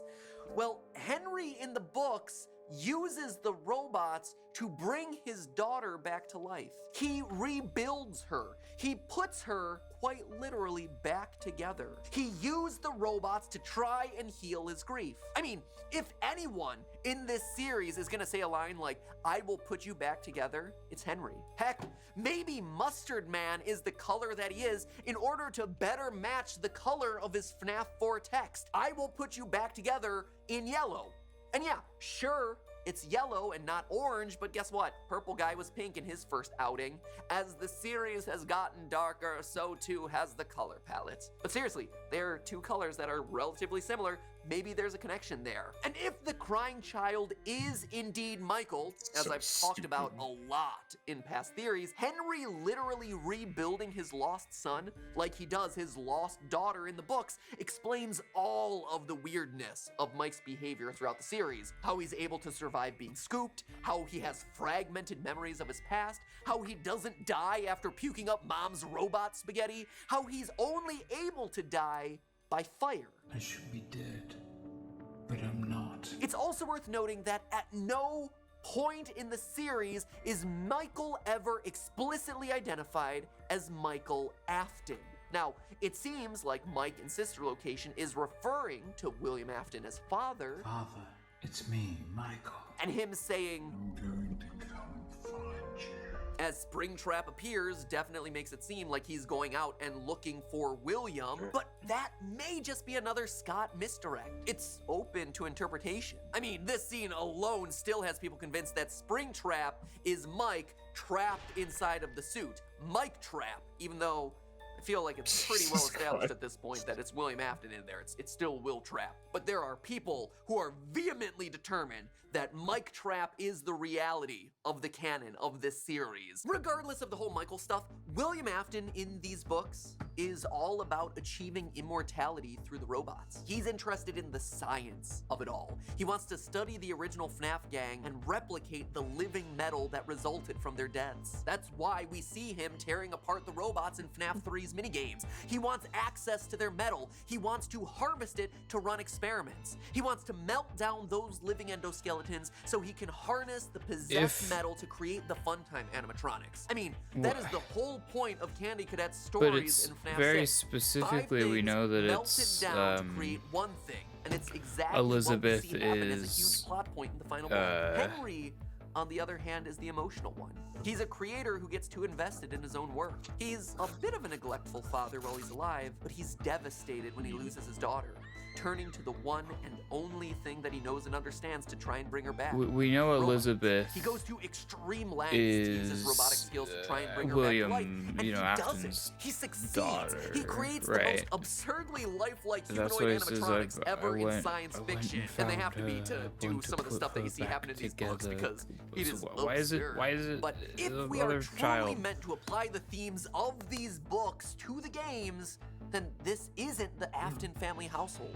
It doesn't barely make sense. holding It's the on, Emily dude. family household. It would explain the factory under the house. It would explain the empty girl's bedroom in FNAF 4. It would explain the 1983 date that we're presented with. It would say why Mustard Man is yellow, why there are footprints outside the window, why the crying child is suddenly scared of Freddy's, and it would even go so far as to explain the line, "I will put you back together." I mean, are there holes to this thing? Absolutely. Are there things that are difficult to explain? Are you kidding me? This is FNAF. Gonna be true no matter this is William's house, Henry's house, or the frickin' White House. It's an extreme theory. but I think it's one that's worth considering because Joe of its alignment Biden with is a books victim and of because African of the lingering animatronics. threads that it answers. Which is why today I encourage you to discuss down below in the comments, discuss over on Reddit, and most importantly to remember that it's all just a theory. A game What soul is theory. Ballora Thanks then for if it's watching. not fucking Afton? Afton wife. Well, yeah, but if it's not Afton, then who is the Ballora? Because the whole fucking theory is that it's, oh, if it's not fucking, you know. Ready to have your mind blown by FNAF yet again? Let's No. do a little trick, shall we? I'm in the process of currently downloading and installing brand new copies of each I and just every coughed one in of the a way FNAF that my games, so lips you all stuck know that we're together working and I with a blank sounded like slate a here. horse. But the games that we're specifically interested in are FNAF World and Ultimate Custom Night, the free ones. Huzzah for not having to buy these games for literally like the 4th time. Let me just open up both of these on the computer to show you that we are working with absolutely clean and fresh copies of both these games. Open up FNAF World. The first time that we open this, we should get that cutscene of the two yellow beady eyes telling us that something has happened out in the world. There it is. We're just gonna wait here a second while that dramatically plays. We hit start, and you can see here, literally nothing on screen, right? We have slots 1, 2, and 3, all empty, no trophies along the bottom. And that's the important point here, right? Each time you beat the game, you get a different trophy along the bottom based on what ending you got. So, He's explaining 0 trophies, something 0 here. endings, 0 gameplay. Okay, so we're gonna X out of that as well. You guys Fantastic. mentioned Hopping on over to Ultimate Bookman Custom Come Night, On, there is Kill no Me. high scores unlocked. We have no power-ups that have been given to us. Our office is the default office. Nothing, right? No creepy cutscenes of Toy Chica in her skimpy school uniform. Nothing. We are clean to go. Now you're getting Now, that map let me set the pad. scene He for you, could have right? done If this you better think because he's back doing to it the release really of Ultimate Custom Night, annoyingly. we were all really excited to see who would be included in this mega list of who's who in the FNAF universe. This big final game to celebrate the ending of the series, burning things to the ground at the end of FNAF 6. Some of the inclusions were obvious, right? Like the 70+ versions of Freddy, Bonnie, Chica, Foxy, Springtrap, Golden Freddy, and the Puppet, right? They're in practically every game. They're super important to the lore of the games. No big surprises there. But then, when the roster kept expanding, you got to some weird inclusions, right? You got yourself Music Man over here. Why? El Chip, which is basically just a glorified reference to like one of his failed games before Five Nights at Freddy's. Strange, sapient pile of garbage over here. Like, not people that you would immediately think of as being included in the like must-have list of characters in this franchise. But of them all, there was one inclusion that felt the strangest of all to me. This one right here. Old Man Consequences from FNAF World. A character who, if you're not super familiar with that particular game, is your punishment for going too deep into the code of the game. You see, FNAF World is a video game that's aware that it's a game, right? And throughout the adventure, you repeatedly have to dive into these glitches to unlock new parts of the world. But you're repeatedly warned against going more than 3 layers deep into those glitches, otherwise you're gonna be trapped there forever. And wouldn't you know it, that's exactly what happens if you don't heed the warnings. You wind up at Old Man Consequences Lake, trapped. What makes it so weird to see him here, though, in Ultimate Custom Night, is that FNAF World is a game that Scott has largely disowned. He's embarrassed of it, and it's a game that's ultimately been dismissed by the fan base as non-canon, in part because of those reasons, but also in part because it seems more closely tied to the book lore than it is to the game lore. And yet, here he is. Old Man Consequences in Ultimate Custom Night, alongside characters that are definitely canonical in a game that is also canonical, right? It has the canonical ending of William Afton suffering eternal torment at the hands of Golden Freddy. It's almost like Scott Cawthon is telling us that Old Man Consequences is implicitly canonical. He's canonical by association. So, why do I bring all this up? Well, there's an Easter egg in Custom Night that you've probably seen back when people were playing that game, right? You set Old Man Consequences to a difficulty level of 1, and you start your night. Gonna turn off the fan, and here we sit. There's no one here to attack us outside of Old Man Consequences, so hopefully he shows up. Oh, and here's Dee Dee, who has, by proxy of doing this, ruined our opportunity to unlock this Easter egg, so we're going to restart. Please Alt for this game. We're gonna try again. Reset the ventilation, thank you. Oh, there is. Boom. Good. So now, here we go, right? We're falling, quote unquote, falling through the source code of the game. We wind up here. This is Old Man Consequences Lake, right? You may have seen this Easter egg during people's gameplays, but here we go. We go to Old Man Consequences over here, and he gives us his line: come and sit with me a while, leave the demon to his demons, rest your soul, there's nothing else. We concluded in one of our past theories about Ultimate Custom Night that this is Old Man Consequences talking to the vengeful spirit that exists inside Golden Freddy, trying to tell him, hey dude, chill out, move on with your afterlife. Just let William Afton suffer on his own. Cause if you listen to the audio that's playing in the background of this scene, you can definitely hear him suffering.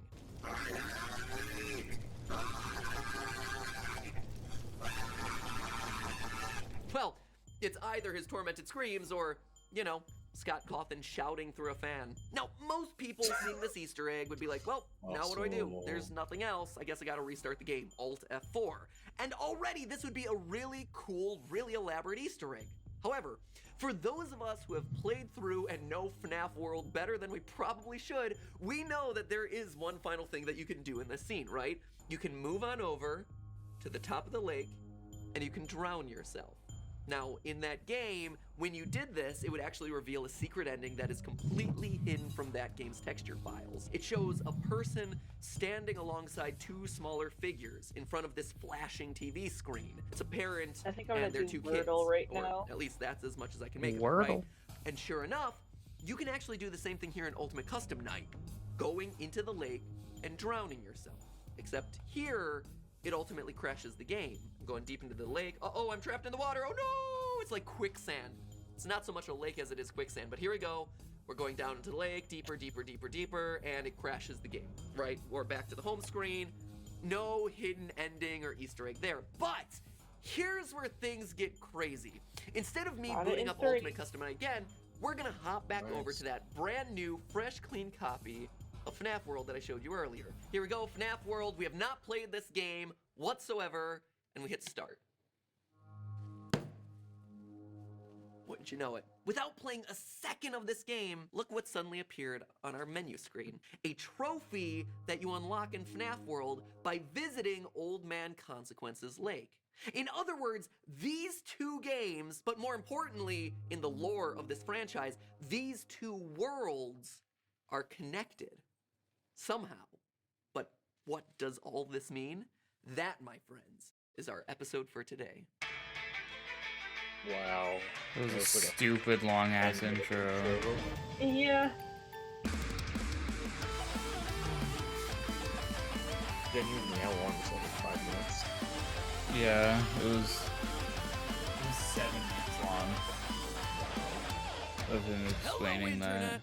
Welcome to Game Didn't need to. Theory, the channel where it's always April considering the number of Easter egg hunts we go on. So that connection between FNAF World and Ultimate Custom Night was originally discovered by Reddit user Roxas Lucario, and it ultimately hinges on an info file that collects variable information from across the various games. For instance, the first time you start up FNAF World, you're presented with an opening cutscene. Something went very wrong. That's you have a why lot I'm of things here. about I you. will put you back together. God, I'll never Awesome. Go to the info fucking get page over after the seeing that fact creepy opening that cutscene, I and suddenly met the somebody who had trigger a first real-life is child presumably named telling the game that Roxas. you've seen that scene once before, so for all subsequent playthroughs, you don't have to see it again. That's Somebody how had these sex and sorts gave of birth and variables decided work. to name But that what's thing weird, Roxas. though, is that the trigger for this drowned ending and unlocking the trophy is titled Kingdom Beat Hearts is a Game direct 4, connection to someone which giving might just birth mean it's now. the fourth ending of FNAF World, fine, but why then would Scott Simple use that and clean is exact the way to same make me variable feel name in tonight. Ultimate Custom Night? It's not like there's multiple endings in that game, and it's not like Ultimate Custom Night is the fourth game in the franchise. Him using that exact same variable name suggests that the connection between the two was very much intentional. And that, my friends, is just scratching the surface. Because this small but very, very important Easter egg starts laying the groundwork for where this series is ultimately headed moving forward. Where FNAF VR clearly left off, and where the new FNAF AR game, Special Delivery, releasing this October, is taking us next. Oh yeah, didn't you know? There's a new FNAF AR game and it's right around the corner. There's a trailer for it and everything. Because my torment is year-round and unceasing. Looks like we're gonna end up playing hide and seek with a bunch of animatronics, but more on that one in a minute. FNAF World was a game that was largely ignored by us theorists because, well, look at it. You won't get tired of my voice, will you? I'm not sure what came over me. But in all seriousness, for all the memes lol this franchise has, it's never been particularly meta. The lore, on the whole, was its own self-contained story within this fictional universe. The only times things got truly meta was in FNAF World, which sure helped us to predict the appearance of Baby and Henry into the mainline games, but it was also the game where Scott Cawthon literally appears as the final boss, complaining about how sick he was of pumping out new games for our insatiable appetite for animatronic death. Scott, you're our mama bird, my friend. Puke that sweet, sweet lore down into my gullet. But you can see why most of us would take this as a joke, right? Scott isn't a character in the FNAF universe, so it has to be just another game for the lols. Except now, Scott is a character in the games. As of FNAF VR, it's revealed to us that Scott, since the beginning, has played a critical role in the lore of the FNAF universe. We know that Fazbear Entertainment has developed something of a bad reputation over the last few decades. And while it's true that some stories associated with our name were loosely based on actual events, the majority of them were total fabrications from the mind of a complete lunatic. Lawsuits pending. And if that wasn't explicit enough, the secret tapes hidden throughout the game make it even clearer. They lied to us. They lied to all of us. They told us that the whole point of this VR game was to undo the bad PR done by a rogue indie game developer who supposedly made up a bunch of crazy stories that tarnished the brand. Don't have to tell me twice, that rogue indie developer is obviously Scott. That's just where it begins, because FNAF World was trying to tell us something else about where this franchise was headed. Video games crossing into the real world and vice versa. You see, FNAF World is a lot of things. A lot of things.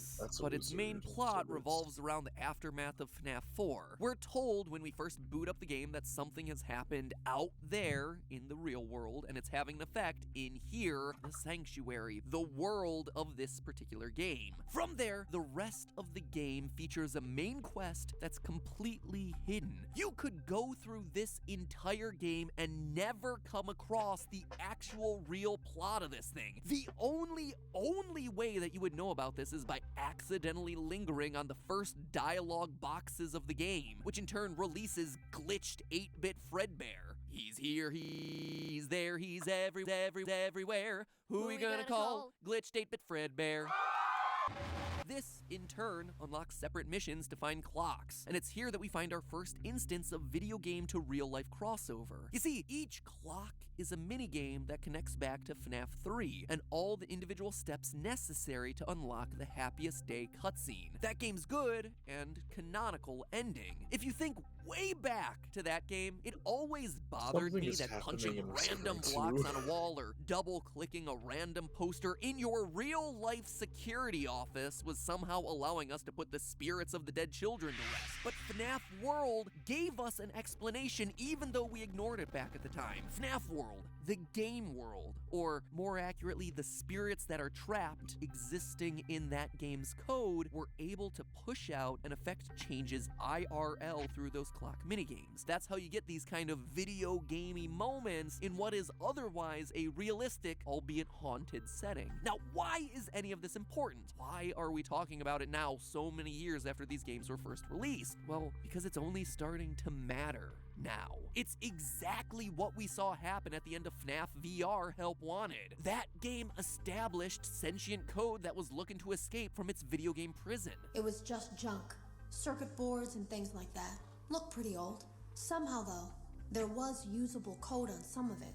It seemed to take hold by itself.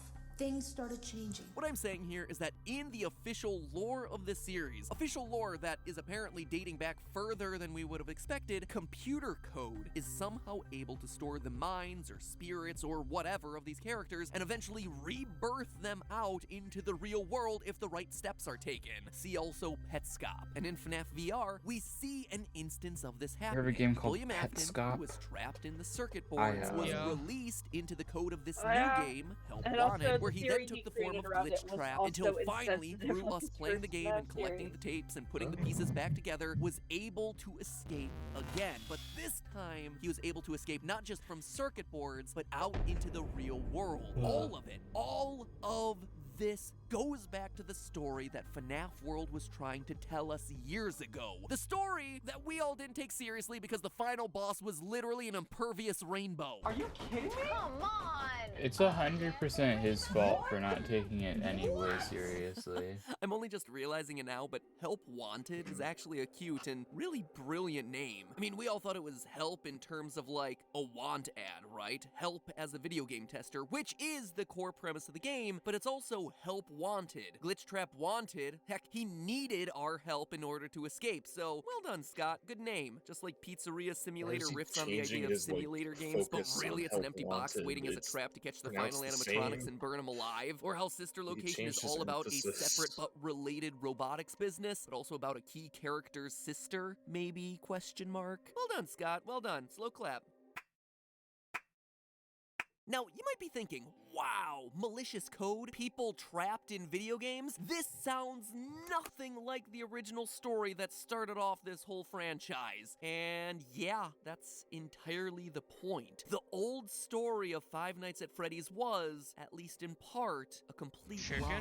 They lied to us. They told us that the whole point of this VR game was to undo the bad PR done by a rogue indie game developer. But that's not true at all. Fazbear Entertainment hired the game developer. Those indie games were designed to conceal and make light of what happened. This isn't just an attempt to rebrand. It's an elaborate cover-up. Let me rephrase what we just heard. Scott is one of the bad guys. Based on the lore in Help Wanted, he was hired on by Fazbear Entertainment to create the FNAF games, give us the spooky ghost stories that exist within them, and in turn distract us from the real truth. Distract us away from what Fazbear's goals really were. He was lying to us. If FNAF VR's tapes are to be believed, pretty much everything we know from the first 3, at least, but maybe even 4, 5, heck 6 games could all be thrown out as complete fabrications created by Scott Cawthon for the sole reason because he was paid off by Fazbear Entertainment. This thing, Glitch Trap, might not even be a recreation of someone named William Afton. Heck, William Afton might not even exist. Though, to be honest, he probably does since he's mentioned by name at the beginning of FNAF Sister Location, and FNAF VR seems to replicate his original crimes pretty darn closely, so I'm gonna assume that some of that is actually true. The long story short here is that FNAF VR, in making Scott part of the Fazbear cover-up, is the franchise's way of rebooting the story for the next generation, telling us that with FNAF VR, we're starting an entirely new lore. In disowning Scott's story as lies, it's That's not what it's doing by rebooting it, we've known up to though. this point is wrong. It's a distraction. Instead, the real That's not- story, the that's story not that's how going to be they're told to us doing via it. the Those next are really generation of Five stupid Nights at little Freddy's bit. games, is That's carrying fine. forward the core themes and ideas They that aren't were first rebooting it introduced like to us that, back in Matt Pat. FNAF World. That A you're story right of in it video being a games, reboot, code, all but you're coming wrong to in the life way and that they're crossing going over about into the it real being a world. reboot. And funny enough, if we look back to FNAF World, it was trying to tell us the truth about this theme the entire time. As 8-Bit Glitch Bear tells us in that game, don't be deceived by the one pulling the strings. It's why Scott is technically the final boss of the game, but the true ending, the clock ending that unlocks the key Easter eggs from FNAF 3, it has nothing to do with him at all. It's entirely disconnected from why Scott is there. Again, the indie developer known as Scott Cawthon within the FNAF lore is trying to distract us away from the truth of what we should be doing. Teresa And if you think got I'm new reading too shoes much into this, yesterday. think again. Scott is trying to clue us back into the importance of FNAF World. As many of you know, Scott has his website scottgames.com, where there's always some new teaser image and stuff hidden in the source code. And on there right now is a really cool teaser for the next FNAF game coming out in 2020. Clearly, by looking at it, it's a FNAF Stranger Things crossover, considering the 1980s era neon-themed mall straight out of season 3 of that show. What? But what's a little less well known, though, is Scott's second site, fnafworld.com, which has been dormant for a really long time. Dormant, at least until a month ago. You see, it was updated to have a big old number 58 smack dab in the middle of it. And when you brighten things up, because you always brighten things up when you're given something by Scott Cawthon, you see a bunch of funny reviews appear for whatever this new game is going to end up being. Now, the number 58 might seem like it's completely random, right? A weird, mysterious number, but it's actually not. It all goes back to, you guessed it, FNAF World. In that game, there's a playable demo for the latest unreleased FNAF game, Freddy in Space. That game's number? Installment number 57. Meaning that Scott's next project, or at least one of his next projects coming out in a few months, is going to be another wacky Coming minigame out in a with few more months. connections potentially hidden inside of it. In fact, if FNAF 57 Freddy in Space is to be believed, as you play through it in FNAF World, the next installment is going to be titled Poopits in Space, which sounds completely dumb, but you saw those hidden reviews. They were not super positive about whatever FNAF 58 is shaping up to be. And heck, you don't even have to take it from me. It is coming straight from Scott's own disembodied head floating in a jar from that game. Like I said, FNAF World is weird. And we are still not done. The idea of games and code, digital horrors crossing Is that a over into the real crime, world Matt? is becoming more explicit in Is the his game not other allowed to new be game that he's weird? working on. The one that we know is releasing this October. FNAF Special Delivery, an augmented reality title that, based on the trailer and the title, will have animatronics being dropped off into And your then the house. beginning Sure, of the it idea is of using your phone to Markiplier. see the animatronics roaming around your home might just seem like a fun, quirky new way to play these sorts of games, but from a lore standpoint, you wouldn't be surprised if what this is actually doing is forwarding the core themes of the new direction for the story of these games. Deadly characters starting off as harmless pieces of code and then escaping out into the real world through your device. It's happened with Glitch Trap, and by the nature of augmented reality, it's literally happening again in this game. Any way you slice it, the lines between reality and fiction are getting blurrier. And it's Scott and FNAF World, of all things, that are serving as the bridge linking those two worlds. It all started coming to a head with FNAF VR, but starting this October, don't be surprised if this franchise, as we know it, really starts to change. But hey, that's just a theory. A game theory. Thanks for watching. Me put up the subscribe button so you can click it and join the army of 12 million other loyal theorists out there just like you. Bet you can't click it and finish writing a comment about your favorite animatronic within 5 seconds of me counting. 5, 4, 3, 2, and heck, if you're itching to see more reality-bending storytelling like in FNAF World, well then check out our ongoing analysis of Petscop, the online horror video game web series. The finale of this mystery just aired. I'm actually working on my analysis of it right now, and you can be all caught up for when those final episodes air. Oh, I forgot to say one, didn't I? Look, you did it! Congratulations! Now my work is complete. I fade away into the darkness for yet another week. I'll see you next time for Oh god, another fucking like game theory bait game. Yeah.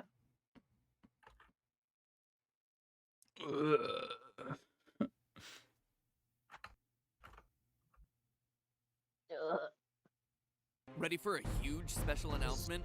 Me, Markiplier, Dawko, the kings of Five Nights at Freddy's, together in one room against a brand new FNAF game with thousands of dollars at stake, live. Do I have your attention? Great! Because it's happening right here on the channel December 3rd. Mark your calendars, you're not going to want to miss this. But with your help, we donated over 200. Then they do, with the big event being held on December 3rd. That's the marathon live stream event in their honor. And that's not just us. That's the Try Guys. It's Odd Ones Out. It's Rosanna Pansino. It's Vsauce 3. It's Miranda Sings and Gerard and Kyle Hill. Oh, no. Nate Wants to Battle Something Else by Tia. Oh god, there's so many. There's so much. There's a lot of scary people in this picture. Yeah. so many more. It's crazy. All of these people united together to help support I an was gonna go organization that's fucking trying to insane kill if he said cancer. like boy And in a that live stream is band gonna or include giveaways and something. prizes for all. Ouch. Let's get to the episode. No one suspects anything. It will be fun. Hello, Internet. Welcome I forgot. to Game Yeah, this is where Curse of today Dreadbear is going to be DLC. a new villain because FNAF's Forgot about the next major DLC. killer has a face, a voice, a motive, and we even know their name. So today is actually going to be a big one, my friends. The official game may not be releasing until 2020, but we're already well on our way to understanding where this franchise is headed next. Just as long as Scott doesn't shred it, burn it, and mix in another 5 monochromatic characters with frontal lobes bit off, dreaming on their deathbeds. You see, over the course of October, we saw the release of FNAF VR Help Wanted's Halloween DLC, The Curse of Dreadbear, which, at this point, is getting close to, like, the longest game title in history. And despite the game's repeated insistence that this little fall fest was purely for fun, Keep in mind that this DLC pack is nothing more than a festive holiday-themed add-on, which has absolutely no hidden intent or purpose. we all know that's a complete lie. One does not simply include casual references to 1983 in a Five Nights at Freddy's game. And when it comes to Easter eggs, I'm not just talking about one or two things here. Whether it was the FNAF 4 house perched high on a hill in the background, trick-or-treating at an animatronic-filled mansion, inching your way through FNAF 4's haunted hallways, or just taking a Disney ride that suddenly goes off the rails to revisit a familiar-looking pizzeria, Easter eggs were hidden in every pixel of this DLC. Here's a list of a few that were worth calling out, but don't merit a full-fledged I need to theory. pee and First, get masks that you wear water. for the trick-or-treat minigame are most likely the real-world But versions of the masks I'm gonna that pull we up see the the stream bullies on my wearing during phone, the so Five I'm just Nights at gonna Freddy's 4 bite. watch it This as I reinforces the idea that in the so I grand won't timeline miss of any events, epic Freddy lore while Fazbear's I'm Pizza doing that. was popular enough as a franchise by 1983 to have its own line of Halloween masks. In other words, it's more evidence to suggest that this location that we see in FNAF 4 isn't the first pizzeria. It's not the beginning of the timeline. Point number 2, when you win a minigame, you see posters randomly generated around the walls. The thing is, all of these posters have appeared in a previous game, FNAF 6 Pizzeria Simulator. They appear in the alleyways where the salvage animatronics can be found. Man-Wolf, clown pictures referencing Baby, and Spookfest. What's particularly interesting, though, is that Spookfest one, which could in fact be referring to the exact fall festival that we're attending. That poster in particular always felt like a random addition to those alleyway scenes, and as we know, Scott don't do coincidences. It's also worth noting that I've seen one playthrough from the channel Johnny Blocks that had 3 clown pictures appear on the walls. After throwing a dart at each one, the barn suddenly switched over to rave mode. Black lights on for the party, becoming possessed by Golden Freddy. We can tell that as evidenced by the It's Me banner hanging over the top of the barn. Now, I can't confirm whether this is real, because he's the only playthrough I've seen been able to do this, and also spawning 3 clown pictures randomly is just seemingly impossible odds. And also, it strikes me as weird because from a lore perspective, Golden Freddy at this point should be hanging out in the afterlife with our dearly departed William Afton. But still, it is something that's definitely worth calling out, and if any of you out there have a means of testing it, go forth and double check it. And lastly, during the game over screen, you see a giant Dreadbear looming over top of the hillside covered in gravestones. On top of the hill, you can make out what appears to be some sort of purple glitch. By hacking outside the bounds of the game, just like the channel Kuno Leo did, you can see that it's indeed a glitching gravestone, surrounded on all sides by 7 normal-looking gravestones. Now, 6 gravestones would seem to be a reference to Pizzeria Simulator's gravestone ending, symbolic of the 5 murdered children during the missing children's incident,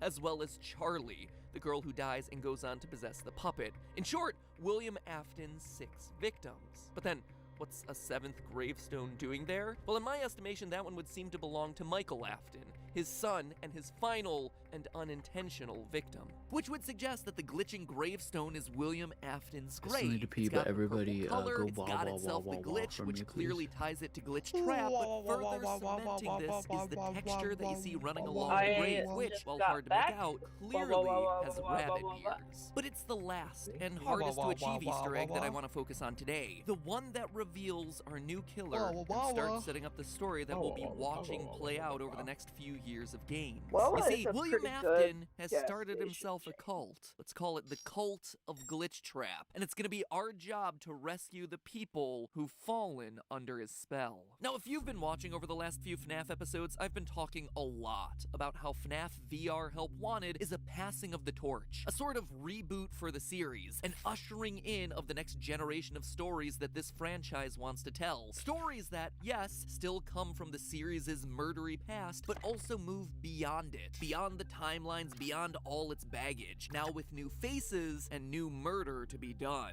And the Curse of Dreadbear DLC confirms that theory. Yeah! Ring the bell, my friends! That's right, I got a FNAF theory correct! The largest, longest, and quite frankly hardest minigame of the DLC pack is called Corn Maze, which has Dayglow Foxy hunting you down as you search for keys in an abandoned maze filled with what are truly the scariest part of the game, really loud crows. Oh God! Whoa, what the heck was that? Oh my lordy! Sure, you can find one key and escape, but if you manage to survive to find all 4 keys, suddenly a 5th key spawns in the arena, purple and glitching, which should already cue you in on what's coming. This 5th key unlocks a cellar located at the middle of the maze, one that resembles our prize barn, except now it's all torn up, looking like it's been slowly laid to waste with time. But there's a sinister gift waiting for us on the table, a white bunny mask with a fleshy, almost bloody interior. We put it on and our breathing slows. We calm down. I don't wanna our character make is too much suddenly noise, so I'm not gonna go check, but I guess I'll see. But there's more. Back in the prize counter, we suddenly have the option of wearing the mask again. Putting just the mask on doesn't do anything except obstruct your vision because masks suck. But if you put it on while holding Glitch Trap, suddenly someone, a woman, starts to speak. Yes, I hear you. I know. No, there's no miscommunication. I understand. Yes, I have it. I made it myself. I think you would like it. No one suspects anything. Don't worry. I'll be ready, and I won't let you down. It will be fun.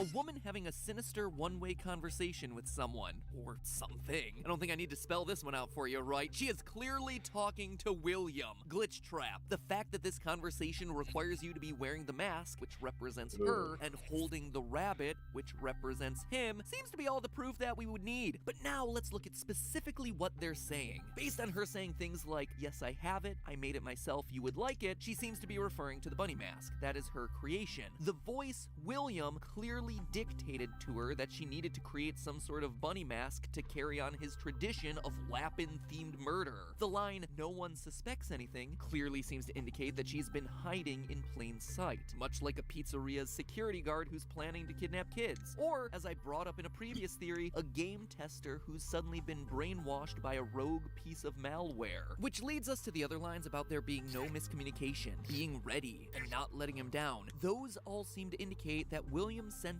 hesitation or fear in the woman about fulfilling on his plan. This is reinforced by the name of this voiced character. On Scott's Voices.com page, where he tends to hire out actors for their various roles in the game, the listing was named Reluctant Follower. So this woman is clearly a devotee of Afton, but she's hesitant. I mean, going so far as to actually kidnap kids and, turn them into remnant soup or something is a lot to ask of anyone, honestly. It's also important to note here that the word reluctant doesn't necessarily mean unwilling. I mean, it can, certainly, but in this case, it seems like she's trying to please her master, William Afton, saying things like, I think you would like it, and convincing herself that this will be fun. It's not that William has control over her body and is forcing her to do things, she's just nervous to take that final leap. What this all tells us is that William has been successful in what Tape Girl warned us about, that FNAF VR is a Trojan horse. It's carrying the virus that is William Afton. Now, whether that's him as code or AI or it's just his spirit being passed along isn't really important. What matters is that he's suddenly able to enter the minds of its testers. It's why we hear the story of Jeremy throughout those FNAF VR tapes, a man who went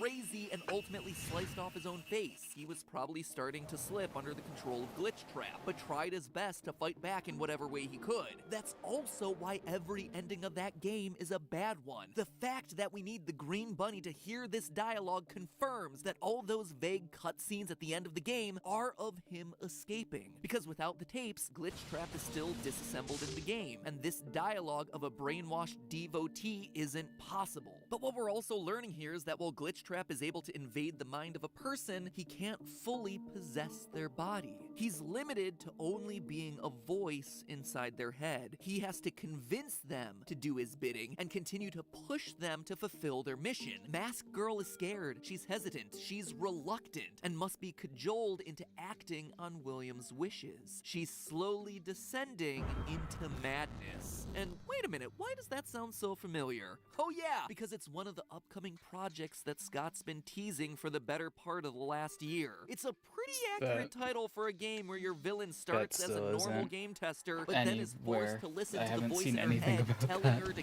kill. Yeah. It's also worth noting that there's a similar conversation currently hidden in the source code of Scott's website, except here we actually see both sides of the conversation. Stay the course. I will. Focus on my voice. I will. Don't let anyone lead you astray. I won't. Have you selected one? I have. That line of, "Don't let anyone lead you astray," really stands out. Again, reinforcing this idea that the followers aren't fully under Afton's control, that they can be swayed or saved in some way, just like people in a real cult. It looks like we might be able to save these innocents from Afton's grasp before they commit any sorts of crime this time. And where will those crimes be happening? Well, a few weeks ago, this was the image on Scott's website. Just more cool 80s-tastic FNAF teasers for the new game that's coming out in 2020. But when the full Dreadbear DLC was released, the image got altered slightly to this. Notice those floppy ears? Looks like our new killer might be on the hunt in the mall. Looks like 2020 found itself a new female FNAF killer. And if she's truly working undercover with no one suspecting anything, clearly she must be a mall cop, segueing to a murder scene near Spencer's Gifts. And I would end it there, except we can also figure out her name. Brightening images, digging through source code,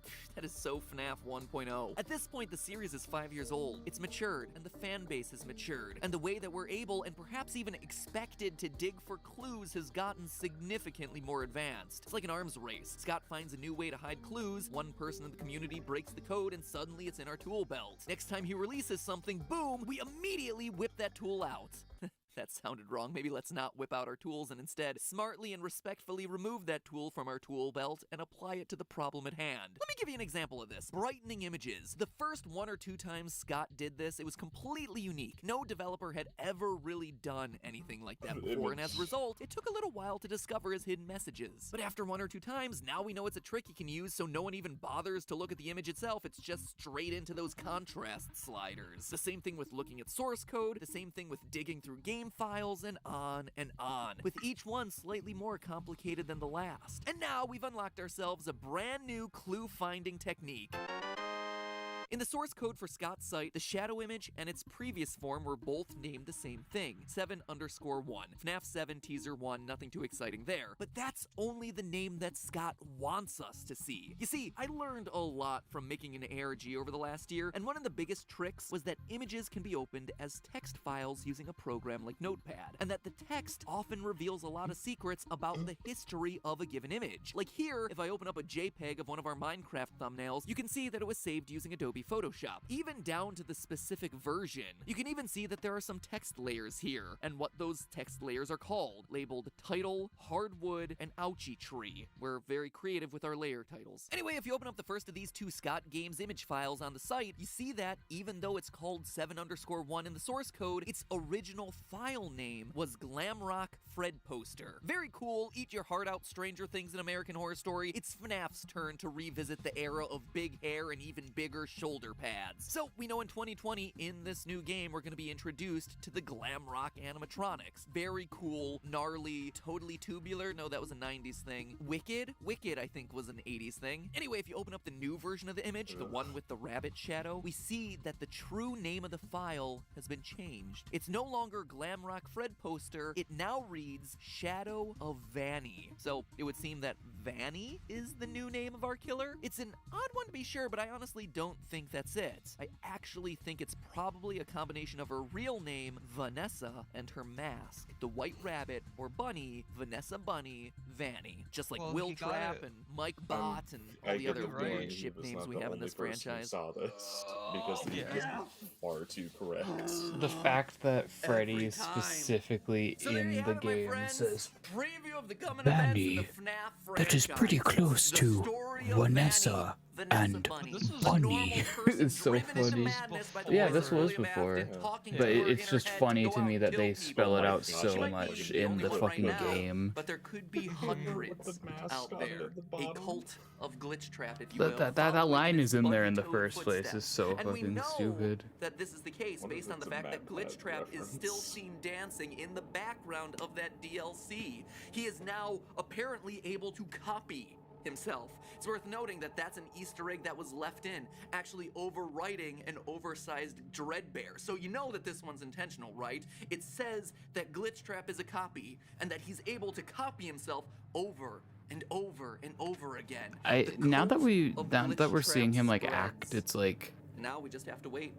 He's a lot crazier than he was before. It's in the new book series that starts coming out in December. Maybe it's in that new game that Scott's sending us on December 3rd for our big St. Jude charity live stream. Who knows? Most people. But in the meantime, stay vigilant, my friends, and remember, it's all just a theory. I really don't like Glitch Trap, and it's in the like little kid scared of a mascot way. Done.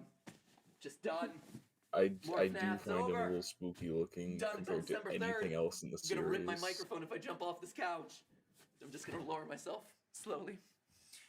Bye. He's a persona. No, that's the Glam Rocks. Race you to the ball pit? Hey, that's no fair. I haven't got my shoes off yet.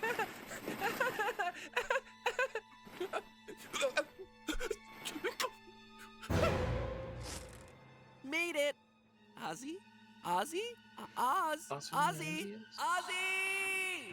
Hello, Internet! Welcome to Game Theory, and the start to what will undoubtedly be a very FNAF-y new year, because everyone else in the games industry is concentrated on new consoles with the all books, of the I don't want to teraflops, know none of the more. actual games. Five Nights at Freddy's is over here in the corner doing its own thing and releasing, you know, exciting and interesting stuff. All of Last this. year's Help Wanted was a fantastic addition to the series, which keeps updating itself with new and exciting lore all the time. There's that new 80s-inspired game coming out later this year. The AR game is something I should probably talk about at some point, since apparently that also has lore implications. And most interestingly of all, we have ourselves the rollout of a new book series, Fazbear Frights. The first one released after Christmas, and before the end of this year, there'll be a total of, let me check my notes. Holy mother of Ennard, 5 installments in a new book series in a year? Ugh, looks like Scott's gone back to his roots of just mass releasing stuff. It's like he saw the Netflix model of binge watching a show and was like, I want that, but for video games, and apparently books. Jeez, if only mass dropped lore reveals for us to binge understand, we'd all be happier for it. Anyway, the reason I call these books out is that, first off, they're just really good. You ever read the Goosebumps books?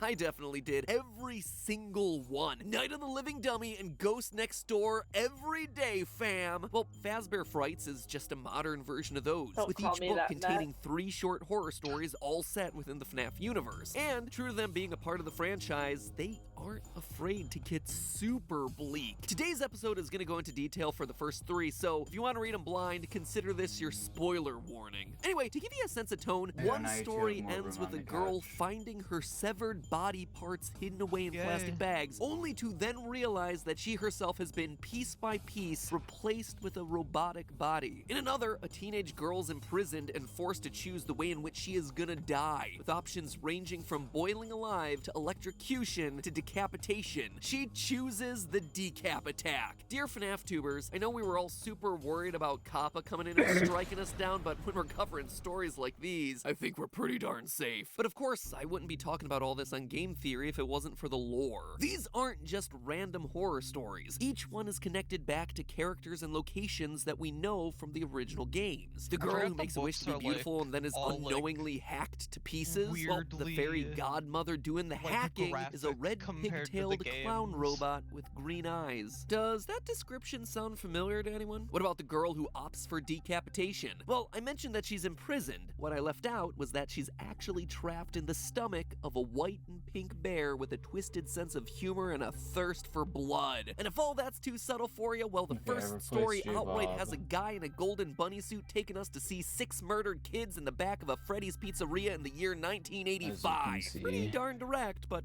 more on that later. These stories matter because they're giving us more information about how the FNAF universe operates, sometimes in very direct ways, like giving us the exact number of murder victims these three and the are dates all of their death, Roblox and sometimes items. in more indirect ways, by showing us that this is a canon where a girl can be rebuilt day by day, piece by piece as a human robot hybrid so realistic that no one, not even herself, realizes it. And so that is what we're covering today. What these stories show us about the FNAF universe, what they confirm, and also what important new details they unlock. Plus, they open up a big theory about the games, one that I actually got wrong late last year, and I'm very excited about now. So with all that said, reader beware, you're in for a scare.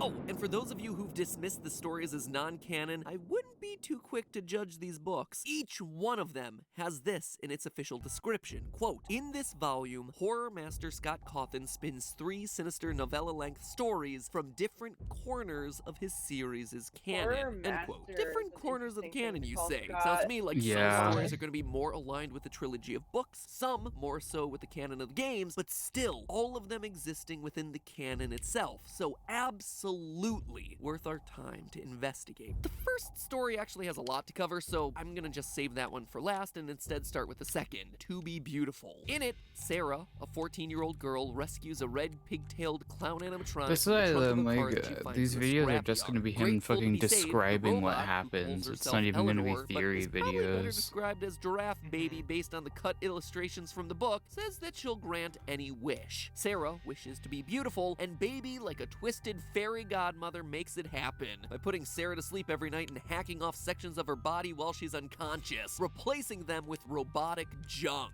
Quote, Sarah looked at the floor. One bag contained a human leg, another a human arm. Blood pooled in the bottoms of the bags, but the limbs had been severed neatly, as if in a surgical amputation. Another bag, stuffed with bloody snake-like entrails and what appeared to be a liver, slid from the cabinet's shelf and landed on the floor with a wet splat. Hey, if pizzerias never work out for you, baby, Beverly Hills plastic surgeon is a great backup career. The only stipulation is that Sarah must wear a special necklace to keep the illusion alive. When the necklace inevitably falls off, Sarah's new junk body is exposed and falls apart. She dies, surrounded by her own severed body parts as she's forced to watch Baby walk out into the world having stolen her old look and identity. Quote again, I made your wish come true, Sarah. And in return, Eleanor laughed again. She jerked and shook, her silver finish turning the pinkish shade of Caucasian skin. In a matter of moments, she was a dead ringer for Sarah. Well, you certainly made my wishes come true. Great story to read to the kids at night, by the way. Good night, sleep tight, don't let the shape-shifting robot slice off your face and steal it. Anyway, as I mentioned before, Sarah's extreme makeover confirms that in the FNAF canon, humans can be partly or fully robotic without ever knowing it. We've seen it before in the original trilogy of books, where the fourth closet revealed that protagonist Charlie was a highly advanced robot, and we're seeing it again happen here. A normal human Sarah unknowingly being remade into a robot. The fact that this is now a recurring element of the series goes to support the idea that Michael, the crying child of FNAF 4, after getting bitten, could have been put back together in a much more literal way than any of us were expecting all those years ago. He was put together as a machine. He grew up without knowing it and was only able to figure it all out once he miraculously survived being scooped at the end of Sister Location. But something is wrong with me. I should be dead. but I'm not. Does this little short story outright confirm any of it? No, certainly not. But third time is a charm, Michael. The third story about a girl named Millie trapped inside Funtime Freddy's stomach doesn't really tell us a whole lot. But instead it just confirms what we already suspected, that the Funtime robots were designed to be large enough to capture kids and either kill them off or transport them to underground testing facilities. Moving on to the end of the book, there's a little teaser, like a Marvel movie but with 100% less Nick Fury, where we get a preview of a seemingly new monster. Two cops are discussing a hooded figure raiding the neighborhood's dumpsters. They call it the Stitch Wraith. Quote, the Stitch Wraith, witnesses said, was a shrouded figure in some sort of cloak. The detective squinted at a picture that showed the figure pulling what seemed to be a mannequin's torso from the dumpster. The face wasn't a face. Not a human face, anyway. It looked more like a mask. The face was round, and its features were drawn onto the curved white surface. It had dark eyes, one of which looked blackened. Were those blood stains around the mouth? End quote. To me, the Stitch Wraith is just a cooler name for Ennard. I mean, you got yourself a creature that has a white mask with a missing blacked out eye, sharp, potentially bloody teeth, and a lurching walk. Definitely similar to the way that he's shown in the games. Ennard's obsession with trash would also be appropriate for the Stitch Wraith. I mean, it's just a mass of wires. It needs something like a mannequin torso to give it form. We actually see the same thing with Scrap Baby's design from FNAF 6. Between games, she clearly assimilated any and all garbage into her form to be more passable and human. To me, I gotta be honest, I just think this Stitch Wraith story is cool because it shows the outside world's reaction to the Freddy creatures that we all know. It starts to show what happened to him after the events of the game. It connects the dots for the story after the credits finished rolling. To know that Ennard, after he escapes from Sister Location, to the in-universe people going about their daily lives is just this urban legend named the Stitch Wraith, I guess that's just pretty interesting to me. I think it's fun. Anyway, it's also worth noting here that the teaser attributes 5 dead bodies to Ennard. Quote, 5? 5 withered bodies with eyes that bled 5 black Nights at down the sides of the Freddy's? face. End quote. So it appears that Ennard, after leaving Michael's body, tried to skin suit 5 or so other people. Notice that it says withered bodies. These are bodies that have clearly decayed, just like we saw with Michael's at the end of Sister Location. And the mode of death, them crying black, it's just the body leaking oil as Ennard needs to go and find another skin suit to possess. So that's pretty much everything else. But what I really want to focus on now and in a follow-up mini-theory is the first story of this bunch. The story where the book gets its name, Into the Pit. In it, a video game-loving, anime-obsessed 10-year-old boy named Oswald is forced to spend most of his summer in an old, run-down restaurant named Jeff's Pizza. One day, wanting to pull a prank on his father, he finds himself in a, wait for this, time-traveling ball pit that takes him to 1985, the day where 6 murders have just happened at Freddy Fazbear's Pizzeria. Quote, when the smell of pizza hit Oswald's nose, he understood. He was still in Jeff's Pizza, or more accurately, what Jeff's Pizza had been before Jeff took over. The ball pit was new and not roped off. On the wall was a mural of the same characters performing on stage, the brown bear, the blue rabbit, and the bird girl. Below their faces were the words Freddy Fazbear's Pizza. He even caught sight of a calendar hanging in an open office that helped him pinpoint the date, 1985, end quote. Way to take the mystery out of it there, guys. I was all ready to cross-reference all the arcade cabinets that you saw in the pizzeria and the allusions to the Smurfs and other popular media at the time to find the date, but you just had to go and take that all away from me. Thanks for saving me the research, I guess, but no thanks for taking away my deserving YouTube watch minutes. And here's the first big mind blow of this book series. First, because I think there are actually 2 in this one story. In this story, we get ourselves clear, indisputable evidence that in 1985, 6 kids were killed. Quote, the rabbit stopped in front of a door with a sign reading party room. Half a dozen kids, none of them older than Oswald, their lifeless bodies propped into sitting positions, their legs stretched out in front of them. They were all wearing Freddy Fazbear birthday party hats. Oswald couldn't tell how they died, but he knew the rabbit was responsible for it, that the rabbit had wanted him to see his handiwork. End quote. On one hand, it's incredible to finally get ourselves a date and a firm number of dead children.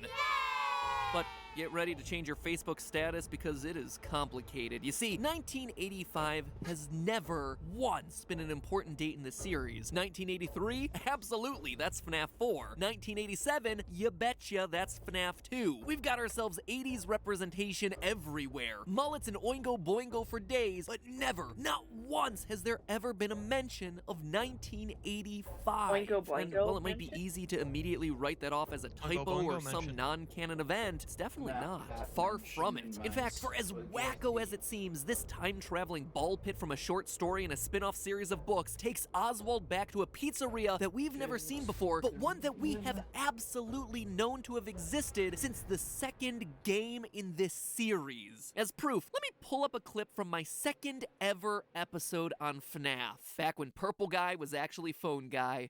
Those were the days. Every Way to Sunday, this game is a prequel. Posters everywhere in Five Nights 2 welcome you to this new location, implying that there was another Freddy Fazbear's Pizza somewhere before this one. Additionally, the Phone Guy makes reference to it on night 1, mentioning the old location and how it was left to rot. So let me recap. There's the restaurant from the first game, which is the last in the timeline. The one that you're currently working at in 1987 in Five Nights 2, an older location of Freddy Fazbear's Pizzeria left to rot, and the original Fredbear's Diner. In FNAF 2, we're presented with newspaper clippings that outright says that this location is having a grand reopening. But we knew, even way back then, 5 years ago, that the events of FNAF 1 took place after FNAF 2. It was a prequel sequel, so there had to have been a Freddy Fazbear's Pizza that existed prior to FNAF 2 that got the franchise shut down in the first place. We also know that it wasn't Fredbear's Family Diner because Phone Guy calls that restaurant out separately. Hello and welcome to your new summer job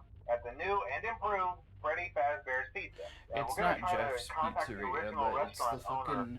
I think the name of the place was Fredbear's Family Diner or something like that. So in this one random little scene from Fazbear Frights, we uncover a pivotal piece of the timeline that's been missing for the last 5 years. A mystery pizzeria that's been gone since the very beginning of this franchise. A pizzeria that looks to be home to the first 6 actual murders of the Fazbear story. In fact, I can actually do you one better. I believe this to be the 6 dead kids that we end up reuniting in the Happiest Day minigame from FNAF 3. Notice that detail about all of them wearing party. I don't know why you These wouldn't kids be were allowed taken from the same to. party. And the Happiest Day minigame from FNAF 3 has us reuniting them to I don't finally think there's finish the anything birthday party that got explicit prematurely in and gruesomely cut short. This is huge information here, guys! However, true to form, as it always is with this story, not everything lines There was up. With literally this being images earlier in chronologically one of the the early earliest set of episodes murders of that we see at a Matt Pat showing, pizzeria like, set Bob before near 1987, someone's then we bulge. should be seeing the animatronics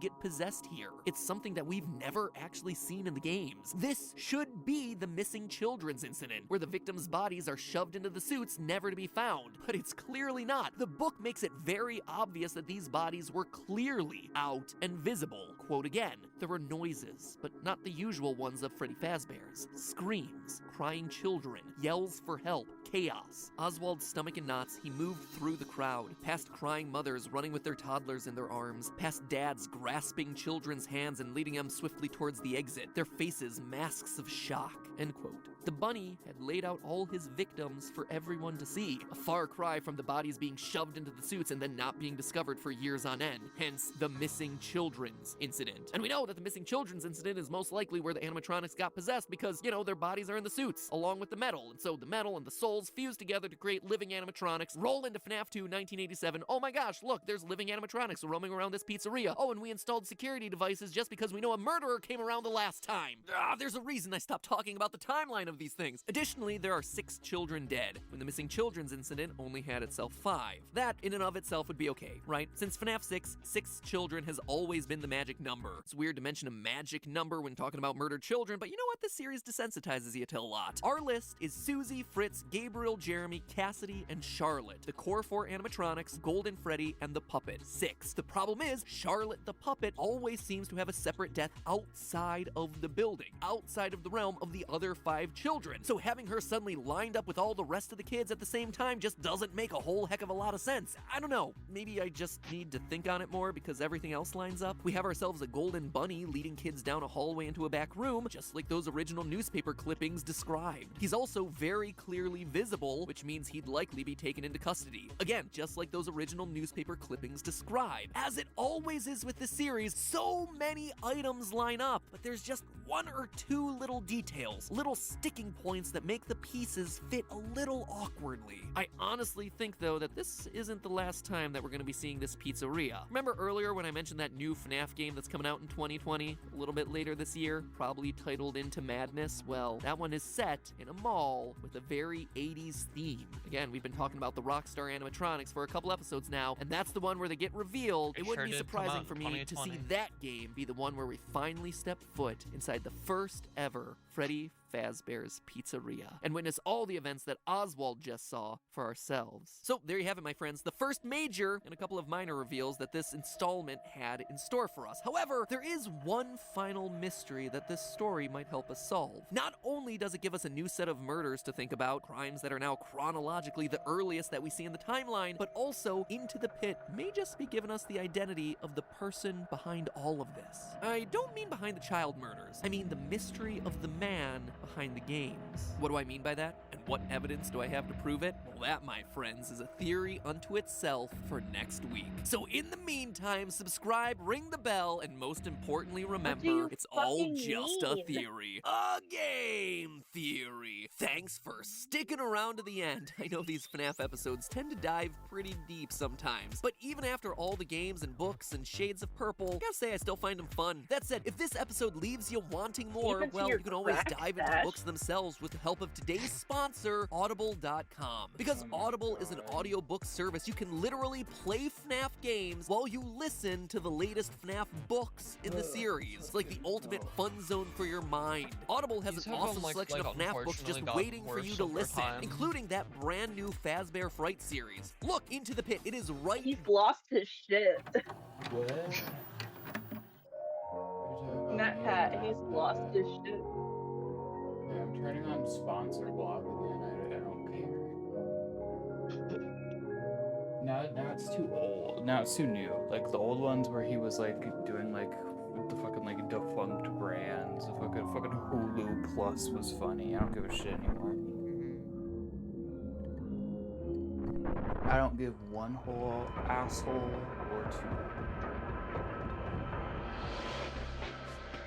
Hello, Internet. Welcome to I feel like these games got a lot more obvious as time went on, and these videos are just becoming him like saying what happens in the game. Last week we covered the majority of this book's key reveals, including the massive bombshell where we visit what is chronologically the earliest Freddy Fazbear's Pizza we've yet seen, a location that we have never visited before in any of this series canon, but one that we know to have existed somewhere in the background since the release of FNAF 2. With 6 murders set in 1985, it makes it very likely that this was the mystery location to have closed down the franchise before its grand reopening 2 years later in 1987. And that, loyal theorists, is why I scrounged through every scrap of FNAF content out there, and like entered the Stitch Wraith over here. Scott throws out ideas and I'm just digging through his dumpster hoping to cobble it all together into a workable body theory thing. Whatever. As that silly children's workbook taught me years ago, some of the biggest lore reveals in this franchise can happen in the unlikeliest of places. Yeah, we're gonna reveal Golden Freddy's name in this children's workbook word search. Fantastic. Yay! Actually, it was fantastic. I thought it was a brilliant way to do it. That said, I will not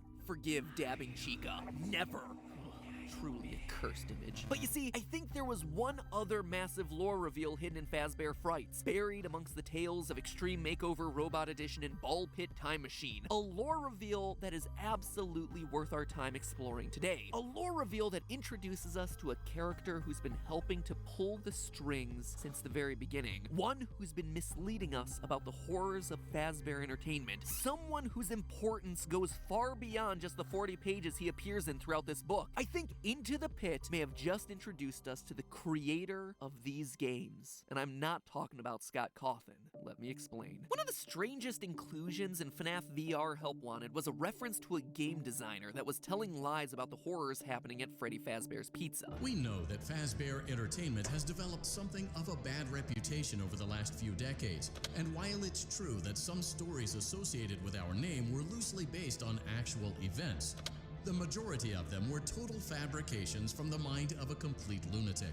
Lawsuits pending. And yes, that sweet, sweet piece of man candy that you see there is Scott Cawthon himself. Okay, fine, haha, funny joke there, Scott. I mean, this series likes to get self-aware. We're all familiar with that. And for a mainline title in the series, this one felt pretty extreme, but fine, cool with it. And then you keep playing the game, and what started as a one-off tongue-in-cheek joke actually becomes a critical piece of the lore. They lied to us. They lied to all of us.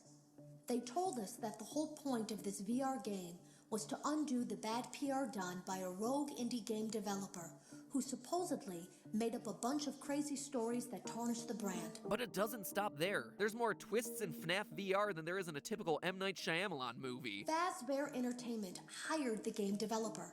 Those indie games were designed to conceal and make light of what happened. This isn't just an attempt to rebrand. It's an elaborate cover-up. The whole thing starts with like, oh, this game designer is a joke. Psych! No, he's not. He's actually critical to the lore and is exposing the crimes happening at these restaurants. Booyah, fooled you again. He's actually one of the villains. When the dust actually settles on this plot development, what we're left with is a game designer looking like Scott Cawthon, hired by Fazbear Entertainment to make indie games, the games that we've all been playing up to this point, in order to misdirect us away from the real lore of the story. So of course, I did an episode all about how Scott Cawthon is the villain of FNAF. Let me rephrase what we just heard. Scott is one of the bad guys. He was lying to us. If FNAF VR's tapes are to be believed, pretty much everything we know from the first 3, at least, but maybe even 4, 5, heck 6 games, could all be thrown out as complete fabrications created by Scott Cawthon for the sole reason because he was paid off by Fazbear Entertainment. Except I was wrong. Nothing new to be sure, but here, my timing couldn't have been any worse. You see, earlier that very week that I uploaded that video, Scott made a post on Reddit saying that the indie game developer from FNAF VR isn't him. Here's what he had to say, quote, "The question is this, is Scott Cawthon now a part of FNAF lore? The short answer is no. Yes, I used my own picture for this indie developer because it's an obvious parallel, but that doesn't necessarily mean that it's actually me in universe." End quote. Yeah, Scott, you remain vague and mysterious about the lore for years, half a decade at this point, and this one little detail is the thing that you want to clarify. And you just choose to do it right before my video on this very topic, which, while it is honestly still a perfectly valid theory, gets everyone to dismiss all of the findings for that entire theory since it's the one small detail that I get wrong and everyone focuses on. I don't have feelings about any of that at all. Scott continues, quote again. "So no, I'm not canon. Only the existence of a game developer that supposedly made video games based on actual events that may or may not be a cover-up by Fazbear Entertainment is canon. Keep in mind that I do tend to use pictures of me and my family in the games, just because they're so readily available. In FNAF 4, I used a picture of a mountain range that I took while I was a truck driver in West Texas. I used a picture of a snowman that me and my older sons made together. I used a picture of a pet mockingbird that we nursed back to health one year. Do these have lore significance? Well, you probably already know the answer." End quote. Oh, I know the answer, Scott. And that answer is yes. You breathe and it becomes canon. My ever-decreasing sanity aside, it does leave open the door as to the identity of who this rogue indie developer is. And I think that Fazbear Frights' story Into the Pit reveals to us who it might actually be. Admittedly, this is a bit looser of a theory, but I think it's one worth discussing. I believe our secret game designer, the one who's been lying to us through these games, is the story's main character, Oswald, the little 10-year-old boy who winds up in a time-traveling ball pit to visit the 1985 murder scene of Freddy Fazbear's Pizza. I believe he grows up to be hired on by Fazbear Entertainment to create these games. Now, that might seem like a stretch for a character that we only get to know in the span of 40 pages, but holy Ballora, is there a lot of evidence in those 40 pages to back that assertion up. Shortly into his story, Oswald is shown to be obsessed with animatronics for no apparent reason. Quote from the book, "He didn't know why, but lately he'd been drawing mechanical animals, bears, bunnies, and birds. He imagined them being human-sized and moving with the jerkiness of robots in an old science fiction movie. Sometimes he drew the animals' exposed metal skeletons or sketched them with the fur peeled back. It was a creepy effect, like seeing a person's skull peeking out from beneath the skin."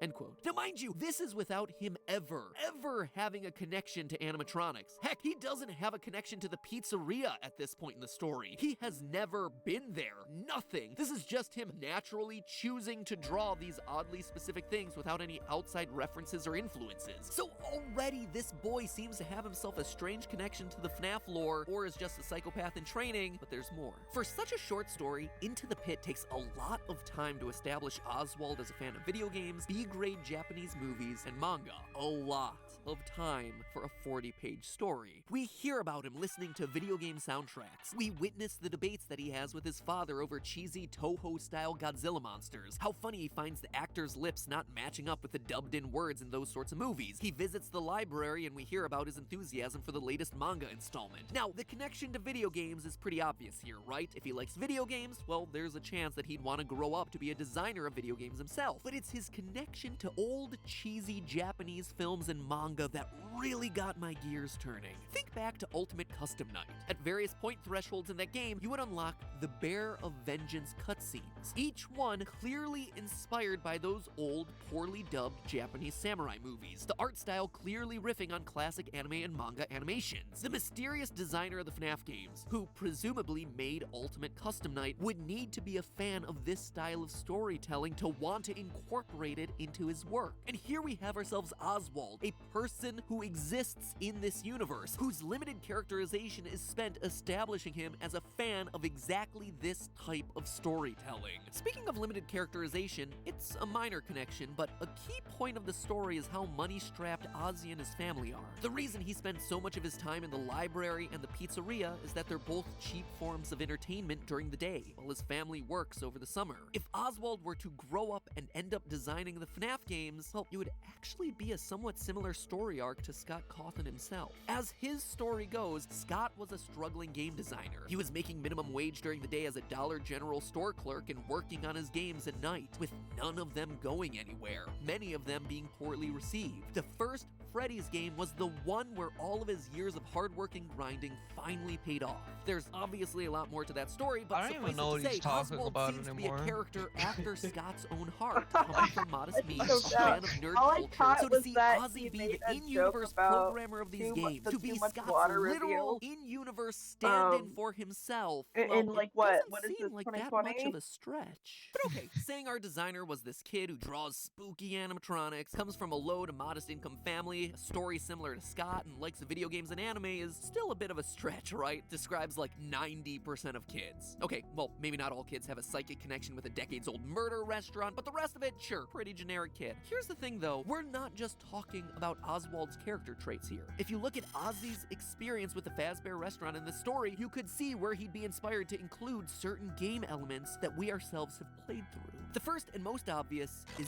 Jeff, the current owner of Jeff's Pizzeria, the pizzeria that took over the abandoned Freddy Fazbear's in Oswald's time. He's described in the book like this, quote, Jeff was creepy too. He looked 100 years old, but was probably just 30. With those heavy-lidded, bloodshot eyes, the stained apron, and the slow speech and movement, he was like a zombie pizza chef, end quote. Slow movements, bloodshot eyes, zombie pizza chef with a red-stained apron. It sounds like it could very well be the inspiration behind an undead murderer in a pizzeria who refuses to die, or a walking purple zombie that haunts the streets of the town. Remember, the game designer hired on by Fazbear Entertainment was tasked to lie about and make light of the murders in the Freddy restaurants. So what we see in the games would likely be a mix of reality and fiction. Oswald could very well be pulling from his real-life experiences. I mean, the names of people Oswald encounters also have themselves an uncanny similarity to what we see in the games. Ozzy's best friend from the past is named Mike. A Mike who outright says this, quote, you know, when I was little, I loved Freddy Fazbear's band. I even had a stuffed Freddy I used to sleep with, end quote. Oh, sorry, that's the lore connection alarm. It goes off anytime someone makes a passing reference to FNAF 4. In that same conversation, Mike also reveals that he has himself a sister. Sorry again. And then they also talk about how creepy clowns and dolls are. Apologies, that's my other alarm. That's the sister location revelation alarm. Anyway, it doesn't seem to be Mike Afton or Mike Emily. Oh, you can bet I checked into that one. But these conversations could certainly have inspired Oswald to make a character named Mike, who lives and loves the Freddy Fazbear franchise, who has himself a favorite Freddy plush, who has a sister who loves dolls and becomes a really creepy clown doll hybrid who commands an army of dolls herself. Later in the book, Oswald meets a girl named Gabrielle, who loves Greek myth and gives him the courage to fight back against Golden Bonnie. Gabrielle is a very random character, but one with, again, a very important name. One that is once again shockingly similar to one of the kids that we find on our gravestone, Gabriel. Even the theme of this short story could have inspired Oswald's games. You see, after Oswald uncovers the 1985 murders, his dad gets sucked into the time travel pit by Golden Bonnie. And not just sucked in, he's replaced. Suddenly, everywhere his dad should be, Ozzy instead sees the silent, staring Golden Bonnie stalking him, watching him. Ozzy is the only one who sees it too. Everyone else just sees his father like normal. Actually a really creepy, disturbing piece of imagery. One that gets Ozzy to question his own sanity. But it's also one that directly ties back to the core motif of the games. A father, William Afton, becoming a golden bunny to terrorize kids, including his own son. A son who then has to go out, seek, and ultimately rescue his father in order to end the nightmare. And then you just have random lines inserted into the story that kind of fit but kind of don't, but are also oddly specific to key moments throughout the FNAF franchise, like this, quote, "Every day you toss me out on the street like garbage," end quote, which are reminiscent of the FNAF 6 salvage minigames, with animatronics literally being thrown out on the street. This line, as Ozzy says it in the context of the scene, is kind of awkward, but if you're looking at it through the lens of, hey, this is actually a lore connection back to the games, now all of a sudden, it fits perfectly. There are just so many details that line up between Oswald's character, the people he meets, and the things that he goes through that line up with someone who could have made the FNAF games, who could have concocted parts and pieces of this story. Even motive-wise, it makes sense. Maybe Fazbear hires him on because they know he knows the truth, and it's to get him to shut up. Maybe Ozzy accepts the money because A, he's poor, and B, he's scared. He knows what they can do to him. I mean, will any of this ever come into play in any way, shape, or form? Unclear, probably not. But one, it actually may be able to help us better separate out the truth from the fiction in the early games of this franchise. Like knowing zombie people were inspired by Jeff, the owner of Jeff's Pizzeria, the zombie guy, may take all of that information off the table and really let us focus in on what truly matters, a specific subset of murders. But even if it doesn't do anything grandiose like that too, I wouldn't be surprised if we end up seeing Oswald again at some point. I mean, already there's a new teaser for the next installment of Fazbear Fright, Fetch, up on Scott's website, so you can bet that we're gonna have a lot more to say about this series and its connections with the games in the coming months. But hey, that's just a theory. A game theory. Thanks for watching.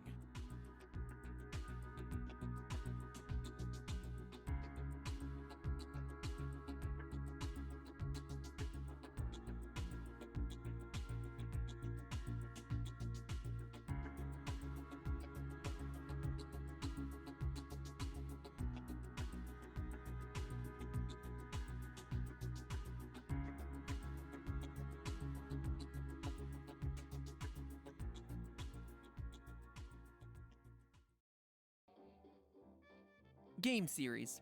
Book series. Help wanted. New book series. Oh, come on. Fine. Phone guy. Phone dude. Purple guy. Orange dude. Didn't you just... Fine. Wild card. Change the category. Timeline. Bite of 87. Chomp of 83. Party of 85. Wait, but... Time traveling ball pit. You can't just... Reverse. Oh yeah? Reverse. Reverse. Reverse. Reverse. Reverse. Reverse. Reverse.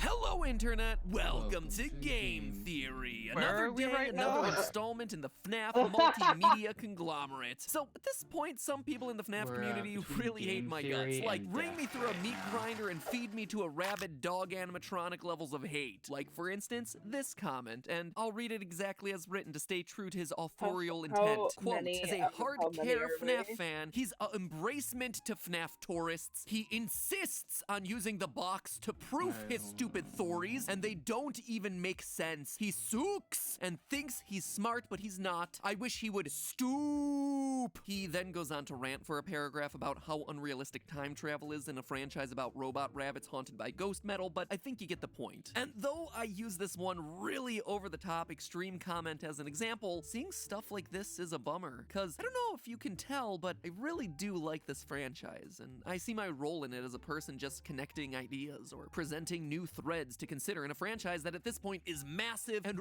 really, really confusing. But his comment does bring up something that I should probably address at the top of this episode since it'll be relevant for today. My use of the, how did he put it? The box to proof my thoeries. Here's the thing, friends. I think this is something that both sides could use as a reminder, both my FNAF theory followers and my FNAF theory haters. There is a difference between canonicity and continuity, and I think a lot of the times in these sorts of discussions, they get confused with each other. Something being listed as canon just means that it's official. It is blessed by the person who is overseeing the rules of the universe. It is self-consistent within the boundaries of that fictional world. On the other hand, a continuity, at least as I'm referring to it here, is a timeline of events, a continuous story thread where one event leads to the next that leads to the next. Take Star Wars as an example. Rey having magic healing powers in Rise of Skywalker, or Leia flying around like Mary Poppins in The Last Jedi. Because they're appearing in official works of the franchise, those powers thereby get the green light as being canonical powers of the Force in the overall Star Wars universe. The problems people have with them, though, is that they don't fit in cleanly with the continuity that was previously established. If Force healing is in fact a thing, then why hasn't it been used to save literally anyone before this point in the series? Tell you what, it would have been really handy for old Qui-Gon Jinn over there in episode 1, but the fact remains, healing is now a canonical Force power, which means that the canonicity of certain powers is presenting challenges to the established continuity of events that came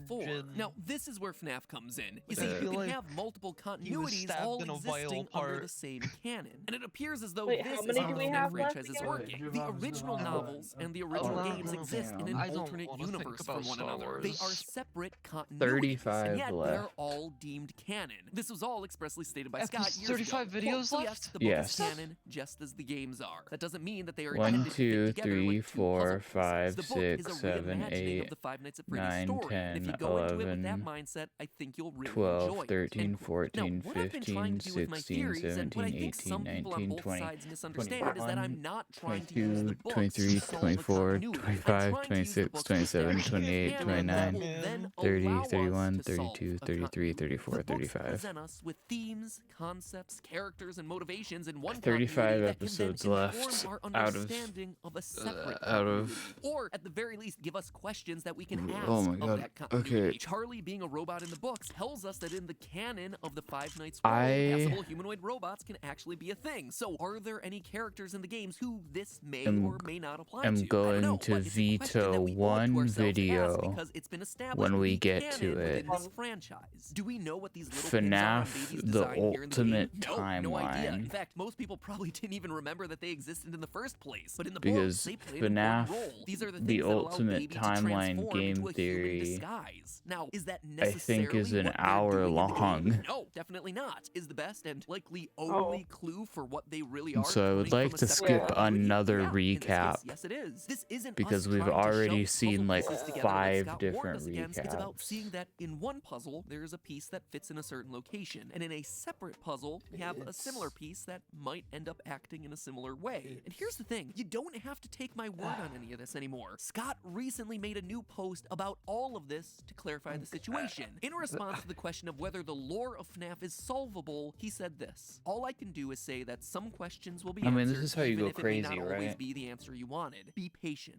Let me at least say this. Future games will look forward, but look to the novels to fill in some of the blanks to the past. So there you have it, from the creator himself. Does including the books in our discussions make things messy and complicated? Sure, but remember what franchise we're talking about here, friends. Messy and complicated is like the formal first name that Five Nights at Freddy's never uses. Call it McFNAF. Messy, complicated Five Nights at Freddy's. The long and short of it is that when it comes to this franchise, we as theorists have always had to be discerning over what clues are helpful and which ones are just red herrings. This is no different now. Back when we only had the games, we did it with the number of Foxy Toes and Freddy buttons. Did a missing button mean it was a new animatronic? Sometimes yes, sometimes no. Now we just have to do it with time-traveling ball pits and sound illusion discs. And here's the last thing I'm gonna say on the issue, and hopefully it's the last time that I have to talk about it. At this point, where there's soon to be more books than there are games in this franchise, take a minute to wrap your head around that one. To dismiss the books entirely at this point is just short-sighted. And I'm not just saying that because we're referenced in the new book Fetch. Yeah, seriously, we're in it. From page, I read it on digital, so it's like page 250 out of 3,127. Quote, Greg did tune back in though when Kimberly Bergstrom raised her hand. Well, he sort of tuned back in. He heard her question, is this just a theory? She probably didn't actually say it that way. That was just my creative creative interpretation of that line. Look, Ma, I'm an inside joke hidden inside the second installment of a multi-volume scholastic book series. I've made it. Anyway, meta discussion over. Let's talk about this new book and what it means for the franchise, shall we? Fazbear Fright's #2 Fetch was recently released, and it is, well, if I'm being honest, it feels much less connected to the series than the first one. Don't get me wrong, the stories are still really good, if not even darker than the original 3. I mean, one has a young girl outright being mauled to death and wrapped in a sheet while she lays there dying, so pretty intense stuff. But the connections to the main lore are definitely a bit shakier this time around. I mean, the first book, Into the Pit, featured cameo performances by Golden Bonnie,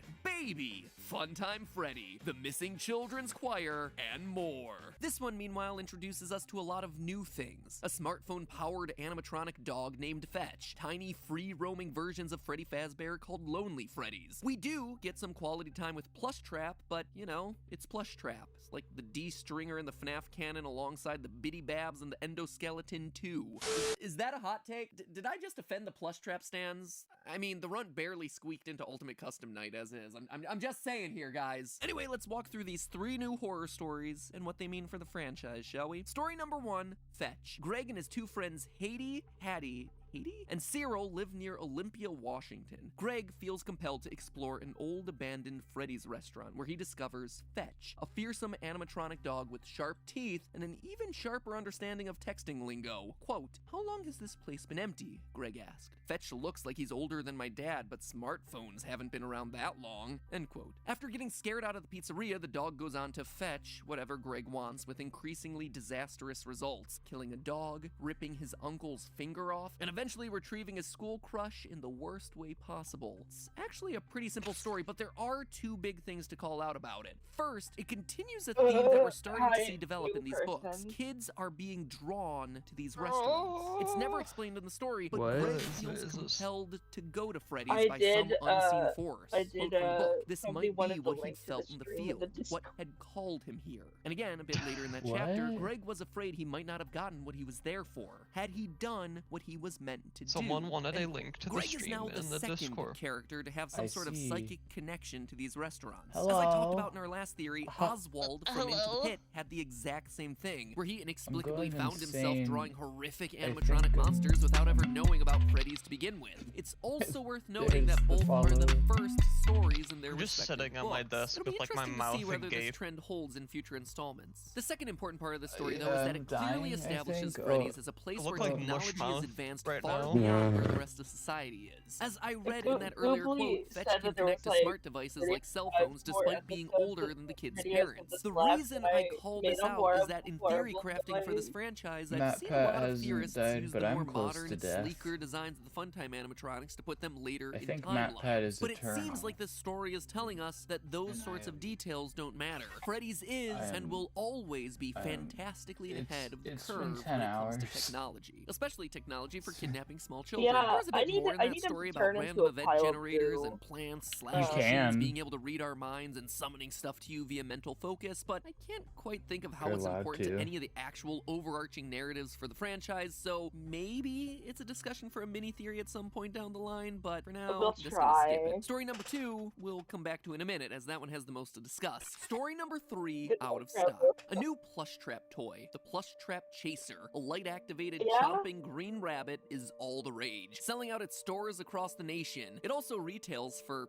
$79.99, so Scott be making those fat stacks both IRL and in the book world for his killer merch. A boy named Oscar, fed up with never getting what he wants, shoplifts the last one that someone had supposedly returned for being defective. Don't say that on stream! Is it just me, or do the teeth look wrong? Isaac pointed at the straight, slightly yellow, human-looking teeth that were visible through Plush Trap's partly open mouth. There's 6 viewers. We have 6 viewers now. Green eyes. Ew. He whipped his hand back and flicked his finger. 9 hours! 9.5 hours! After a few days of it doing nothing, the Plush Trap suddenly activates and terrorizes Oscar. Oh, Plush Trap. I'm just completely checked out because I already know the books. I don't give a fucking shit about him because he's just describing them. He's not even doing theories. He's just describing that the books are something that exists.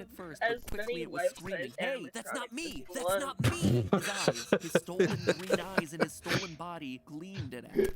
And then, You can fake make Alec FNAF smiled. real. As Alec, trapped in the lonely Freddy, was carried It away will by a store be. employee, he saw fake Alec wink at him from the table before That will returning be his real attention in to a 15 smiling, seconds. Oh god, that's right? not And enough time Alec to isn't prepare. alone. After he's puked down by That's one of the kids barely at the any party, he's time. Oh picked up and god. thrown into Oh the god. dumpster, where he meets a couple new friends. He meets a couple new His fall was friends. broken by dozens of plush bears that looked exactly like him. Dozens. Why does he have goo on him? Help! Alec Why thought he he heard himself goo? say. Pretty soon, it was every bear in the bin, their thin, muted screams Where for did he help get swallowed by the metal Where did he get goo? Matt Pat, new email to Matt Pat. Where did he get goo?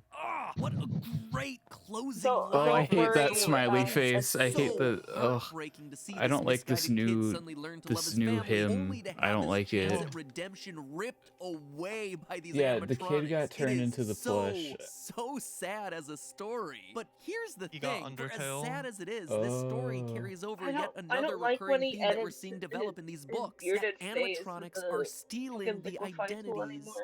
Yeah, In the it first looks book, we weird have on a his new story to be bearded beautiful, self. where Baby steals the looks and identity of a girl named Scary. Eleanor. Here, we have ourselves another robot AI, this one housed inside the Lonely Freddy module, stealing the body of Alec. This, to me, is right in alignment with what we've been expecting from Vanny in Come the on, new FNAF this game that's lore slated makes for release 100% later this year. Remember, perfect in So sense. should a FNAF VR, we fight heard the story of monster Jeremy, how he cuts off his own genocide? face in an This attempt is to my reject the system Undertale. taking control of his brain. Are And when you we doing beat this that with hope? game, it ends with Glitch Trap basically maybe. locking us away and taking over our body. We let him escape through us. But what we thought was happening on a small scale, one person getting taken over in one game, instead appears to be happening to kids in pizzerias everywhere. It's further evidence supporting this theory that I did on FNAF VR, where the story from this point forward is basically 9 hours, Alec yep. creating an Almost army, 10. a cult, a bunch of brainwashed, or more accurately, body-swapped people hiding in public, hiding in plain sight, taking over bodies one by one. Kinda makes you wonder what FNAF This is my 2020's got up its Undertale. sleeve, right? But before we look forward, we actually have to look backward. You see, there's Okay, one I last think topic my I'd like brain- to explore with this final I story, think but it's my a doozy. brain, It's the like, parallels stopped that this working and I story didn't realize has we're already with FNAF talking 4. about In fact, security I breach believe that the stuff Lonely for- Freddy story Oh yeah, is helping us to well, solve I mean, what is Security one of Breach the hasn't been longest-standing revealed. mysteries in It's this franchise, it's still and just those also one of the teasers. strangest inclusions that we've never really had a solid answer for to begin with. And that, my friends, is the true story remember of when Psychic Matt Pat Friend thought Fredbear. it was He's here, coming out he's in there, he's 2020? everywhere. Who you gonna call? Psychic Friend Fredbear. But in order to tell you why, That I'm gonna need a bit bit more again. time. So How until has he been doing these the Wait. entire 9 Oh, it skipped the promotion. quarters of an hour? He's your pal. When your dad is off at work, he won't leave you. When you go get Free a bite, subscribers. at least until the Oh my god. 6th night. Oh my god. I will have to put that in my He's scroll. everywhere. Who you gonna call? Psychic Friend Fredbear.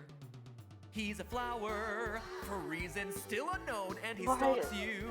I couldn't. I hate that I can't be like funny right now because I'm too tired. What is this line for? And is it supposed to be in a slightly I don't different think any yellow of us font here? Are you can. meaning this to be figurative or literal? This- Because if it's literal, you are opening up this a is- literal can of worms. He's here, Matt he's Pat. there, he's It's everywhere. Why it'd be Who you funny gonna when call? people can Psychic see us Friend be tortured Fredbear. live on Twitch.tv? That's true. I feel like yeah, the He's torture everywhere. Who you should gonna be call? who's Psychic versing Friend Matt Pat or Joe Fredbear? Blocker. Matt. Probably Matt Matt Pat, Pat. unironically. Matt- Hello, Internet. Welcome to Matt Game Pat has Theory, like where I start off the day training with a for disclaimer. singing.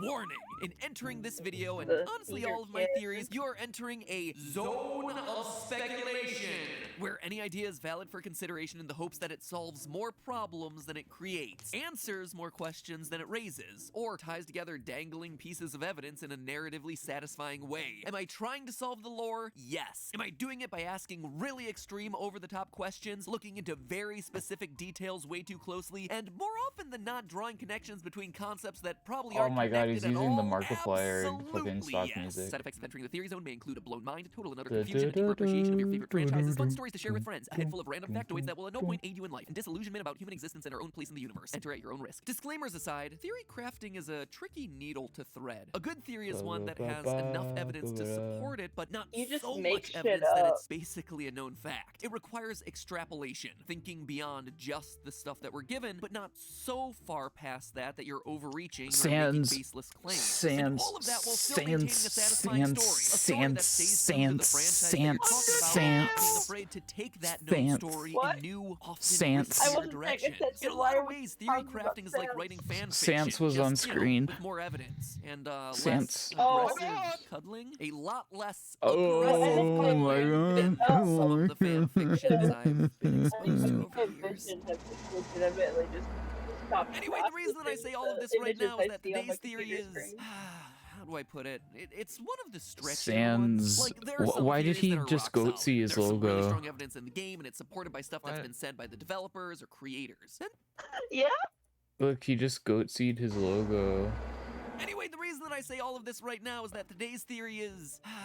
How do I put Look it? at it. It's Look. one of the stretchier ones. He Like, goat there are seed some his theories that are logo. rock solid. There's some really strong evidence in the game, and it's supported by stuff that's been said by the developers. Yeah, I or wasn't creators. fucking And there are joking. others that require a bit more creative license, where the connections are there, but He they might require you to seed his squint a little logo. bit, or just, have fun with it and go along for the ride. And this episode is one of those theories, because today we're once again diving into the world of Fetch, Book 2 of the Fazbear Fright series. doing it Last time again? I mentioned No. that Fetch was recently released. I can't take the books anymore. I can't take Connected to the series than the first one. The connections to the main lore are The connections to the video. I'm up for a book. smartphone-powered animatronic dog These named goddamn roaming books. versions of Freddy Fazbear called Lonely Freddy. I don't That felt care weird to me. Every story of the first about book the felt goddamn very books. connected to established characters, from golden bunny suits to Like, shape-shifting baby to who- Funtime Freddy. So why was who this one, gives the a second book book, about doing these so many new goddamn things? books? It felt like a pretty extreme tonal shift, especially considering Scott I'm had gonna just magic posted the about how these books would spinning fill in some of the blanks from the Freddy. past. So then I thought about it, and I considered what blanks from the past this odd Rotating collection of Freddy stories might be trying Fazbear to in my fill. mind. Something clicked. I think that there's a chance that one of the new I can imagine inclusions in anything. this book is can actually something that imagine we've known about anything for a in my long mind. time. An oddball character that's confused us and stymied our theories for years. I believe that there's a chance that Fetch's Lonely Freddies may actually be the real identity of FNAF 4's psychic friend Fredbear. You remember that plush doll from FNAF 4 with the Whoa. living eyes that tracked your movements as you walked around the room, that stalked you in the streets and disguised itself as a flower? The thing that could Hey, actually chat. read the crying child's Hey, innermost chat. thoughts. I think that guy was a type of Lonely Freddy doll. But to truly I have a understand why I think these two surprise. are connected, let's begin with Lonely Freddy's story. To quickly recap the This- story in a I'm bit scared. more detail than I did last time, because now the details actually matter for the theory, Alec is an angry teenager who's upset that his younger sister Hazel gets all of their parents' love and affection because she's practically perfect in every way. So when Hazel, just out of the blue, starts being overly nice to Alec and wants to join him in making their parents miserable, he doesn't trust her. He suspects that she's up to something, and so he concocts a plan to expose her for being a spoiled brat at her upcoming birthday party, which happens at, wouldn't you know it, the local Freddy Fazbear's Pizza. His plan, well, it's not a particularly good one, and if I have to fault this story for one thing, it's that I the don't remember mechanics you of how it all actually works had is to kind of fix confusing. So this. stay with me here. At Freddy's, they have this big money booth. You know, those clear boxes with fans that blow all these tickets around you, and you try to grab them, and Oh. you walk away with whatever you're able to capture in the booth. And in the booth, there's a special ticket that allows you to win the top Oh. prize in the restaurant. A Yarg Foxy. Basically a large Rotating Foxy doll with Freddy. extra hook swinging action. Okay, so it seems like Hazel really wants to win the Yarg Foxy, so Alex sabotages her chances by taking out the special winning ticket before she gets in. Except she does win. By some weird, magical, unexplained miracle, the ticket winds up in her hair and she wins the Foxy doll. The twist, though, is that she He's gonna didn't sit want down to there win for it now. for herself. She wanted to win it for Alex. He's gonna Alex sit down secretly there for now. loves Freddy's Pizzeria, but he never gets to have his birthday there. And of all the characters, he loves Foxy the most, even pretending to be Yarg Foxy Buy around free the house when no one's subscribers, looking. But when no Hazel click tries to here. give it to him as a sign of friendship, as a way to try and He's a finally furry. make him happy, all it does is infuriate him. Once more bested by his perfect sister, Alec loses it, he rips the Foxy doll and runs off to the storage room crying. Once there, he meets a Lonely Freddy doll, a small, free-roaming thank you, version of Mr. everyone's favorite Applier. bear. The bear hypnotizes him and then body swaps with him, leaving Alec's consciousness trapped forever in the doll's body, while an AI with his face roams free, unbeknownst to his family. So forgive me the detailed plot description, but I need to to get all that in because Alec's story, strangely enough, closely matches what we see happening in FNAF 4's Crying Child. Now, I don't think Alec is the Crying Child by any means. There are just way too many differences here, but I did want to call out how similar these two stories are because the parallels seem intentional. They seem to be inviting us to compare. Oh my god! Oh, subscribe! So And he let's do subscribed. exactly that. Just What a like in FNAF trooper. 4, there's a countdown to a birthday party happening at What a Freddy's at the end trooper. of the week. Though in this case, it's a sister's party and not his. Speaking of the sister, Alec's younger sister Hazel is described as being cute and perfect, with a lot of emphasis being placed on her green eyes and her curly yellow hair. An important physical description considering Elizabeth, the girl who would go on to possess Baby and who we assume is Crying Child's sister and owner of this room in I'm kind of getting the same feelings after I like green eyes. felt when I was like playing Civ for like 8 hours. Amount throughout the Lonely Freddy story. Quotes like this. I remember after I played Civ for like 7 or so hours, I went to bed and my mind was just like Civ. Like my thoughts had like transcended like normal thoughts and I was just thinking in Civ gameplay. Because my mind had just melted into Civ 6. This one, for some reason, really chooses to emphasize the fact that Alec and Hazel have green eyes and that Lonely Freddy has blue eyes, which, if you have an obsessive level of knowledge of the series, should ring a few alarm bells. In Sister Location, eye color was a huge deal, so much so that I did a whole theory about it back when Sister Location came out, where the baby animatronic had blue eyes until she scooped Elizabeth and her eyes turned green. And here we have something very similar happening. Quote from the story: Alex stared hard into the blue eyes of Lonely Freddy, eyes that had burned through his soul. And he searched Lonely for answers Freddy. of his own, but he only came away with He more searched for questions, answers. because the blue eyes of the bear had suddenly turned a light green. End quote. And again, in this quote, all Alec could see was the bear as its newly green eyes bore through him. So we've got a party, a sister, and some eyes. Obviously, there's got to be more, right? Alec, when his plan fails, runs off to hide in the storage room crying, similar to the crying child being locked in the storage room in FNAF 4. I can't believe And it. in It's general, Freddy. Alec is just a sulky, moody kid who, similar to our crying child, both loves and hates Freddy Fazbear's. Alec, in the book, secretly loves the restaurant and its characters, but he also hates it because he only gets to go when it's for his sister, which makes him bitter and angry to be there.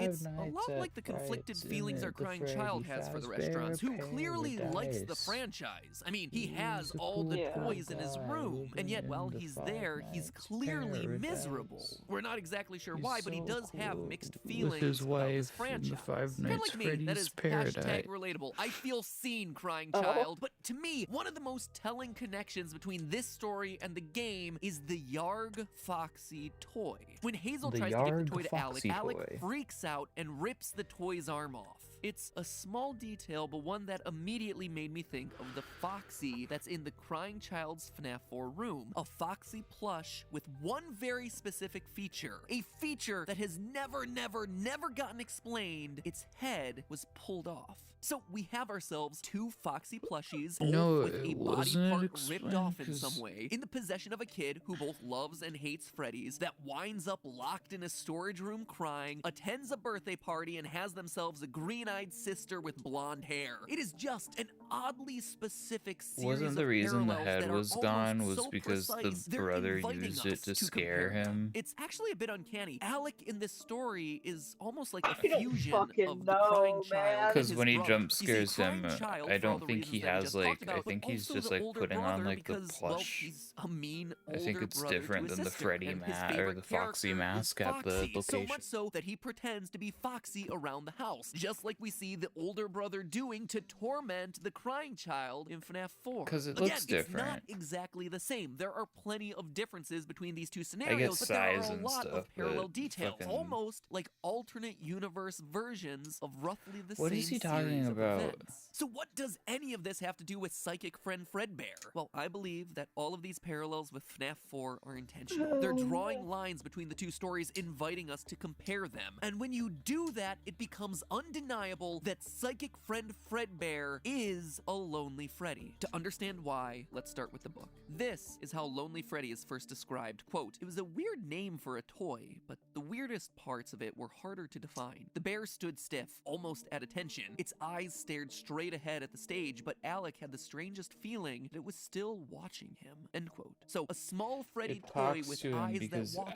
you as you move Afton around the is room. doing it. Definitely sounds like what Psychic Friend does as we maneuver our way through the FNAF 4 minigames. His white eyes just 'Cause move it's a- around with us. you've wherever already we go. talked We're about that also it's a told that the security Lonely Freddy is doll. able to free roam in order to follow the kids around. Again, explaining why he shows up in practically every screen of the FNAF 4 minigames. It is literally designed to be a moving surveillance camera. I mean, maybe it can't disguise itself as a flower or whatever, but just chalk that one up to Scott's artistic license. Later in the story, we're told what the purpose of the Lonely Freddy is. Quote again, "At Freddy Fazbear's, we believe that no child should have to experience the wonder and delight of Freddy Fazbear's Family Pizzeria alone. Using patented technology and a touch of that Freddy Fazbear magic, Freddy will learn all about your child's favorite things just like a true friend." Aunt Gigi leaned close to their mom. "Is it just me, or does Lonely Freddy sound like the cure for the unwanted kid? It's a mechanical last resort, as in no one wants to play with this kid, so here's a machine that'll do it instead." End quote. This is a device specifically designed to become a friend to sad and This is lonely a children. device that's Children specifically just designed like for FNAF 4's crying child. Children just like Alec. And in a line, again drawing parallels between the two stories, we get ourselves this. Quote, "If there was ever a kid who would have been foisted onto a Lonely Freddy at a birthday party, it would have been Alec." Now, this is important. One of the strangest things about Psychic Friend Fredbear in the game was his knowledge of crying child's innermost thoughts. Saying things like, "Remember what you saw." Sorry, I'm He losing hates it. you. It's the whole reason I started calling him 5 Psychic minutes Friend Fredbear in the first place. The toy's knowledge of what was going on inside the boy's head was just uncanny. Just one of the many strange things about Have this you guys character. seen One the of the many new strange things about this character that gets an FNAF explanation movie via Lonely trailer? Freddy's behavior in the story. The bear approaches Alec in the storage I room love how and it's starts going asking such high highs, questions low that lows. Like start we to got turn like a serious. fourth Quote from the win book, "I've been waiting when for you, friend." people The bear join. said, "We should be best And now we're friends." back "It's a to stuffed animal," Alec told himself. "It's a stuffed toy. What's your favorite color?" It's "My favorite it's color is fine. green." It's "What's your fine. favorite food?" It's fine. Think of the "Lasagna." Bear's views. questions took a different My turn. views. What would you do if you were Think of asked my to hurt views. someone you love? It felt like the bear was reaching its soft plush paw into his very soul I and think our extracting peak the was like answers he kept the 7 most or 8 hidden. And it was people. doing it so Yeah, it was effortlessly. 6 people when you Lonely Freddy posted is the a stuffed link. bear designed to act as a Because surveillance Scos P camera on also kids. came in. Follow them around, talk to the sad, lonely ones, and then extract information from them to become their friend before eventually body swapping with them. I mean, each and every one of those details, minus the whole body swap thing, Yeah. is something that we see Uh, the Psychic Friend Fredbear do. But there is one last detail that I haven't included yet. The Freddys are controlled by a man who works in a private backroom office. Quote again, "The party prepper turned a dial on her hip-clipped walkie-talkie and pressed her we've finger reached to her 10 hours. headset. Someone get Daryl to do a Lonely Yes, Freddy we demo." did 10 hours. The fact that there's someone behind Daryl's the scenes on controlling break. these devices in the book is a direct callback to the secret private room from Sister Location. The one where Is there were it? surveillance cameras watching the FNAF 4 house, guarded by the password 1983. It was in that room that we saw a Psychic Friend Fredbear for the first and only time in a non-8-bit setting. There, on the desk, was a short little plushie with his white little surveillance eyes and a walkie-talkie right next to him, coinciding with this scene from the book. So, there you have it, friends. The official name of Psychic Friend Fredbear is Lonely Freddy. now we're down It's to not quite one as fun, viewer. but I guess it's easier for me to type, so What do you that's a plus. mean? It's a camera system controlled by someone hidden in a back surveillance It's not room. always A accurate, system that 'cause has the I'm ability to also walk and talk into and the maybe even streams. hypnotize and body swap. Now the question that we're left with is who was controlling it Nights in at FNAF 4? I mean, it seems like the obvious answer Freddy's. here should be William Afton, right? Who else would be I'm- doing it? But the bigger question is why? Why would he be Poor doing all Gu this liked just to my, watch what we assume is his my own little son? And then image. over in Bookland, the question is whether My- all my- of this is my intentional. awesome, it seems like the employees don't actually know the true nature of these my robots. awesome So is this poo. an AI roaming around, or was a normal Lonely Freddy swapped out for one with body snatching abilities? That one seems like the most likely scenario, considering in story number 3, out of stock, the plush trap chaser is swapped with an evil one with human body parts. So maybe William Afton or some of his people in this book universe are slowly seeding out evil animatronics into the world to run as little test cases. Also, since I'm wrapping up my discussion of Fetch here, something else for you to check out. At Hazel's birthday party, there's a girl named Charlotte. A girl who shares a name with the child that we know goes on to possess the power. A girl who, in this story, is allergic to chocolate and accidentally eats some and then spends the rest of the party vomiting. Could this actually give us an explanation for why Charlotte in the games would end up outside of the party, outside of the restaurant, where we see her in FNAF 6, before she eventually gets killed and turned into a puppet? It may be. It's just a thought that I'm throwing out there into the universe for everyone to pick apart. But with Fetch out of the way, it's time to look ahead. Because based on the descriptions of episodes 4 and 5 coming out later this year that seem like they may hold the biggest lore reveals yet. In Book 4's description, we see that one of the main characters is a hacker named Susie. She also has herself a dog. Susie is almost guaranteed to be confirmed as our Fruity Maze girl, and our first ever victim, the one who goes on to possess Chica. We also know that one of the Book 4 stories will be about Pete and his younger brother who, quote, get in a fight in the wake of their parents' divorce and fall prey to a gruesome curse. Two brothers with divorced parents that have some blood curse on their family. Seems like it could be another stand-in for our crying child and Foxy bro getting wrapped up in the cycle of serial killing their father started decades prior. And then, flipping over to book number 5's description, quote, in room 1280 of Heracles Hospital, something evil is keeping a man alive. A man with gruesome burns all over his body and an iron will to live. Sounds a lot like our good old buddy William. Or it could be the aftermath of the FNAF 6's restaurant burning. With that being the last book in the Fazbear Fright series, I'd expect that one to tie up a lot of different loose ends. Nubby will hate him. That is why this show exists, to get rid of narrative loose ends, to tie them up, put them neatly and organized back on the shelf. So you know what I really appreciate? Please talk about security breach. Wireless earbuds, no white. Okay, I don't give a shit about your shitty Raycon. Hey, that's just a theory. Please, please, I don't. See y'all next week. I don't care about this. Let me come home with you. Is there room for one more? Ain't no nubby like a nubby party, cause the nubby party got no nubs.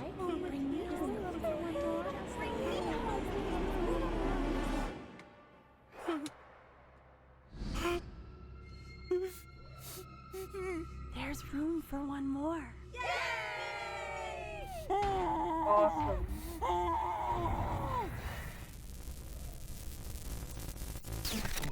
Hello, Internet. Welcome to Book Theory. Because if you have one welcome moderately to popular Book indie Theory. Smash game in your franchise, chances are you also have yourself a 10-installment book deal. That's barely an exaggeration. see Betty and the how Ink Machine this- 3, with more promised on the Book, way. book, Hello, book. Neighbor 6. Heck, it's a surprise that Baldi's Basics Okay, we doesn't got have an like entire 4 trilogy more book dedicated to the horrific videos. backstory of the Jump Rope Girl.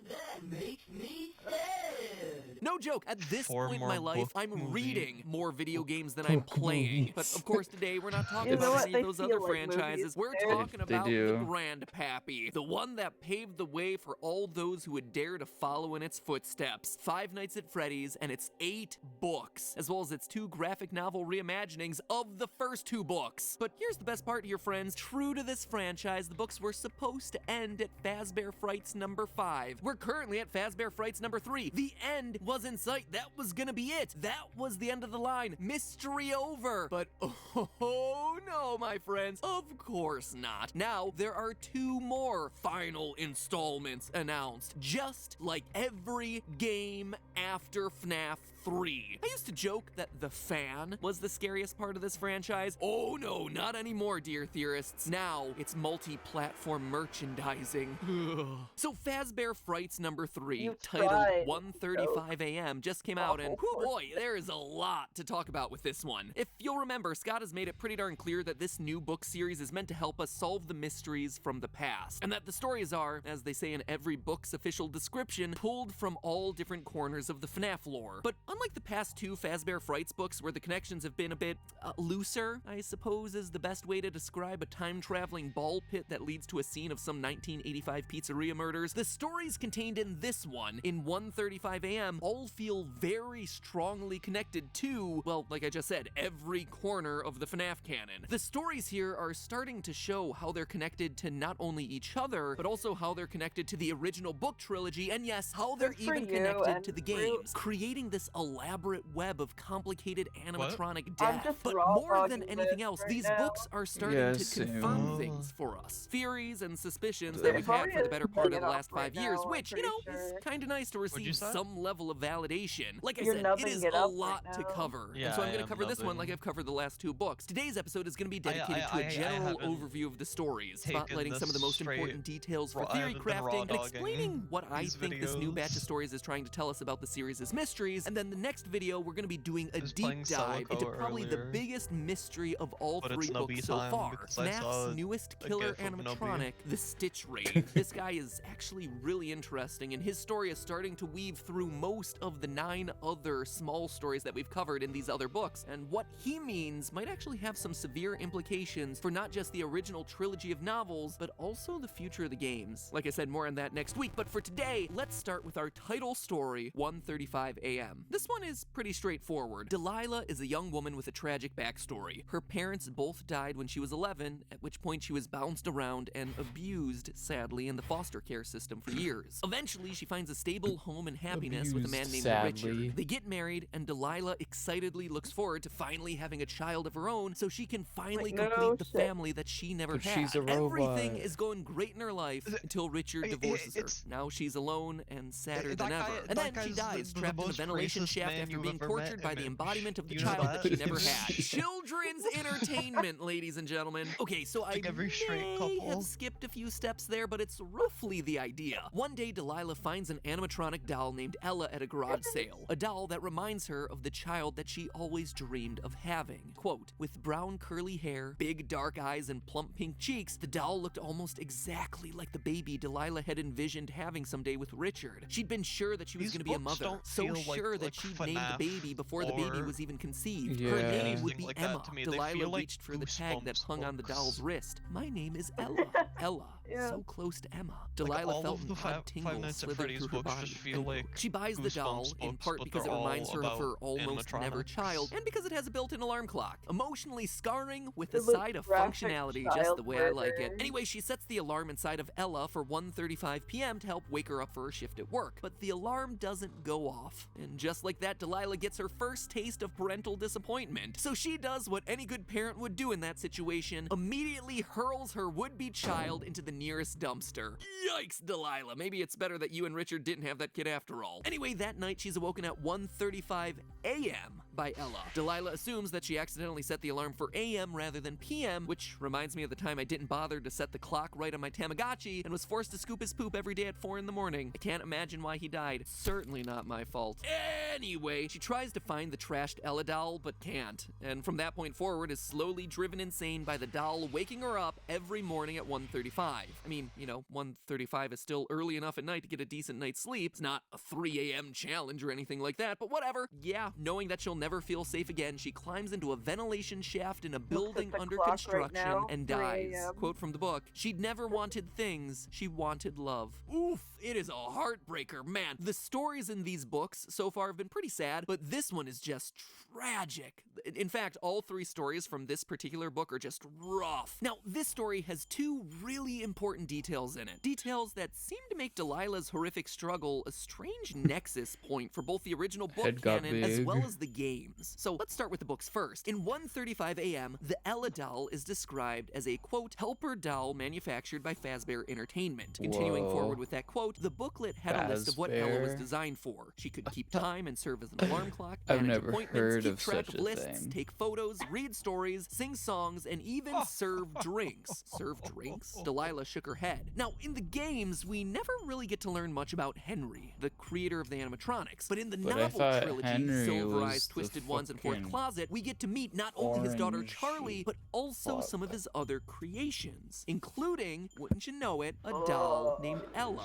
who is built to serve tea. From the Silver Eyes novel, quote, outsailed Ella on her track, a child-sized doll bearing a teacup and saucer in her tiny hands like an offering, end quote. Now, across all three novels, we never get a solid physical description of the Ella doll. But in another book, The Freddy Files, which collects all the main information about the franchise, we do get to see our first illustration of the doll. And wouldn't you know it, everything matches the description of Delilah's little garage sale find from 1:35 a.m. Quote again, wearing a puffy-sleeved 1980s-era bright blue full-skirted dress with pink ruffled trim and a big bow around the waist, end quote. It's the same doll, meaning that this first story is happening in the novel timeline after the events of Fourth Closet. Somehow, this is the doll that Henry created for his daughter Charlie, who, I need to technically remind you, is his daughter, because again, remember, his daughter died at a young age, and he replaced her with a series of 4 robots that represent Charlie growing up at various ages, so Ella technically is an early version of his own daughter. Figured I'd throw that little factoid in there since, you know, this is a real and totally valid plot point from the novelized series of events in this very easy to understand series. But that's not all. While I was reading this story, the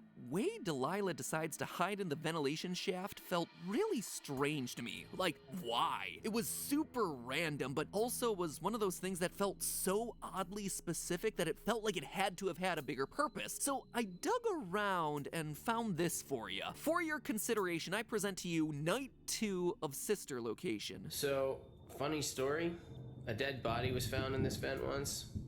Okay, so not that funny, but it's a story. So, could Delilah be that body that was actually found in the vents of Circus Babies Entertainment and Rentals? Maybe, but probably more likely it's alluding to that story from Sister Location rather than directly the same one. You see, in the book, we're told that Delilah's vent is in a site that's under construction, a 3-story structure that feels a bit like an office building. Sister Location, meanwhile, takes place in an underground facility underneath a residential home, so it's probably not the same building. At the same time, though, the story makes it clear that Delilah was drawn to this place. Quote, the answer to her plight was in here. She was sure of it. Someplace here she was gonna find a way to escape Ella forever, end quote. Time and again throughout all of these Fazbear Fright stories, we're shown people being drawn to the Freddy Fazbear locations through some supernatural force. So could Delilah, or whoever died in the vents of Sister Location, have been compelled to come there? And this story is just giving us a hint as to how that happened. Maybe.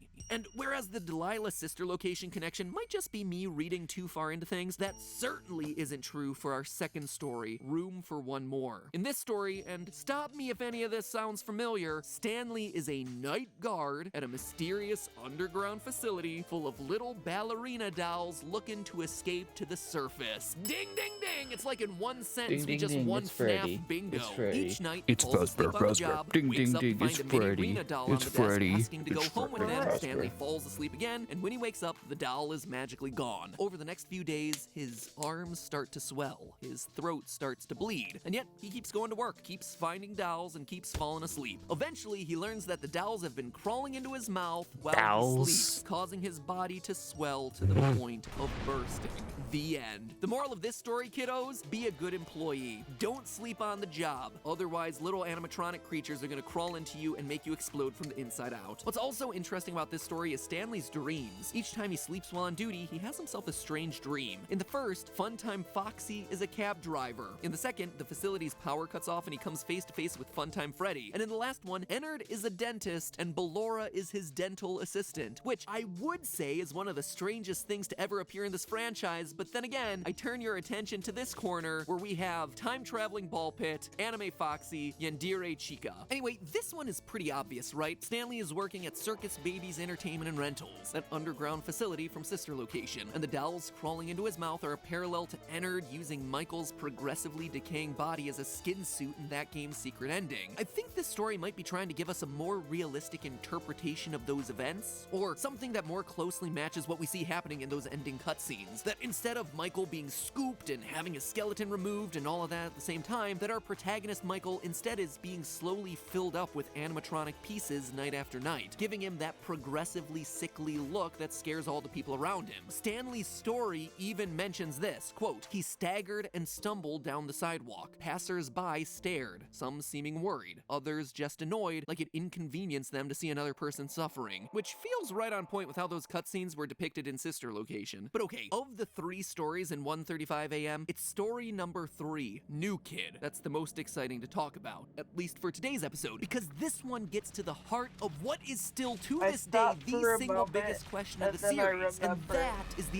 we have, identity like, of Golden what, Freddy. 3 Let me more tell you, I book thought we had this videos one pretty left? well nailed Yeah. down, that it was Cassidy, aka the vengeful spirit from Ultimate Custom Night. And yet this story, well, it causes me We to have a question bit a few more to things go. about We our still have, conclusions. like, First, 35 let's go through a quick episodes. summary. Devin is a 9th grade social loner alongside his only friend Mick. One day, a new kid in school named 35 Kelsey episodes. shows we were interest in at- spending time with the two of them. Kelsey is good No, we were looking, at he's 35 charismatic, episodes he a minute immediately ago. attracts the attention of all the cool kids in school. And even though Kelsey, Devin, and Mick all get along as We're like friends, 33 eventually Devin gets episodes jealous of left. Kelsey because Kelsey has everything Yeah. that Devin wants. And so to get some revenge, he lures him to an abandoned Freddy's restaurant long forgotten at the outskirts You know, I of did town. say 12 His plan hours, is to but trap that was Kelsey in a just, spring lock like, suit for a few hours to scare him, but that well, might you have know what's been gonna like a happen. year The sheer mention of ago spring lock suit immediately gives you a post was spoiler alert made. as to what's gonna go down. Kelsey puts on the Golden Freddy suit and gets skewered alive. Quote, the blood saturated the bear's matted fur in seconds and began pooling on the floor. Devin stared at the moving blood. It looked like I it was did a go living and get thing, dinner, but a I was thinking pretty red quick about liquid it, so that lake was only like a stretching out. 5-minute End quote. loss. Mick and Devin leave Kelsey for dead for fear of Devin getting in trouble, but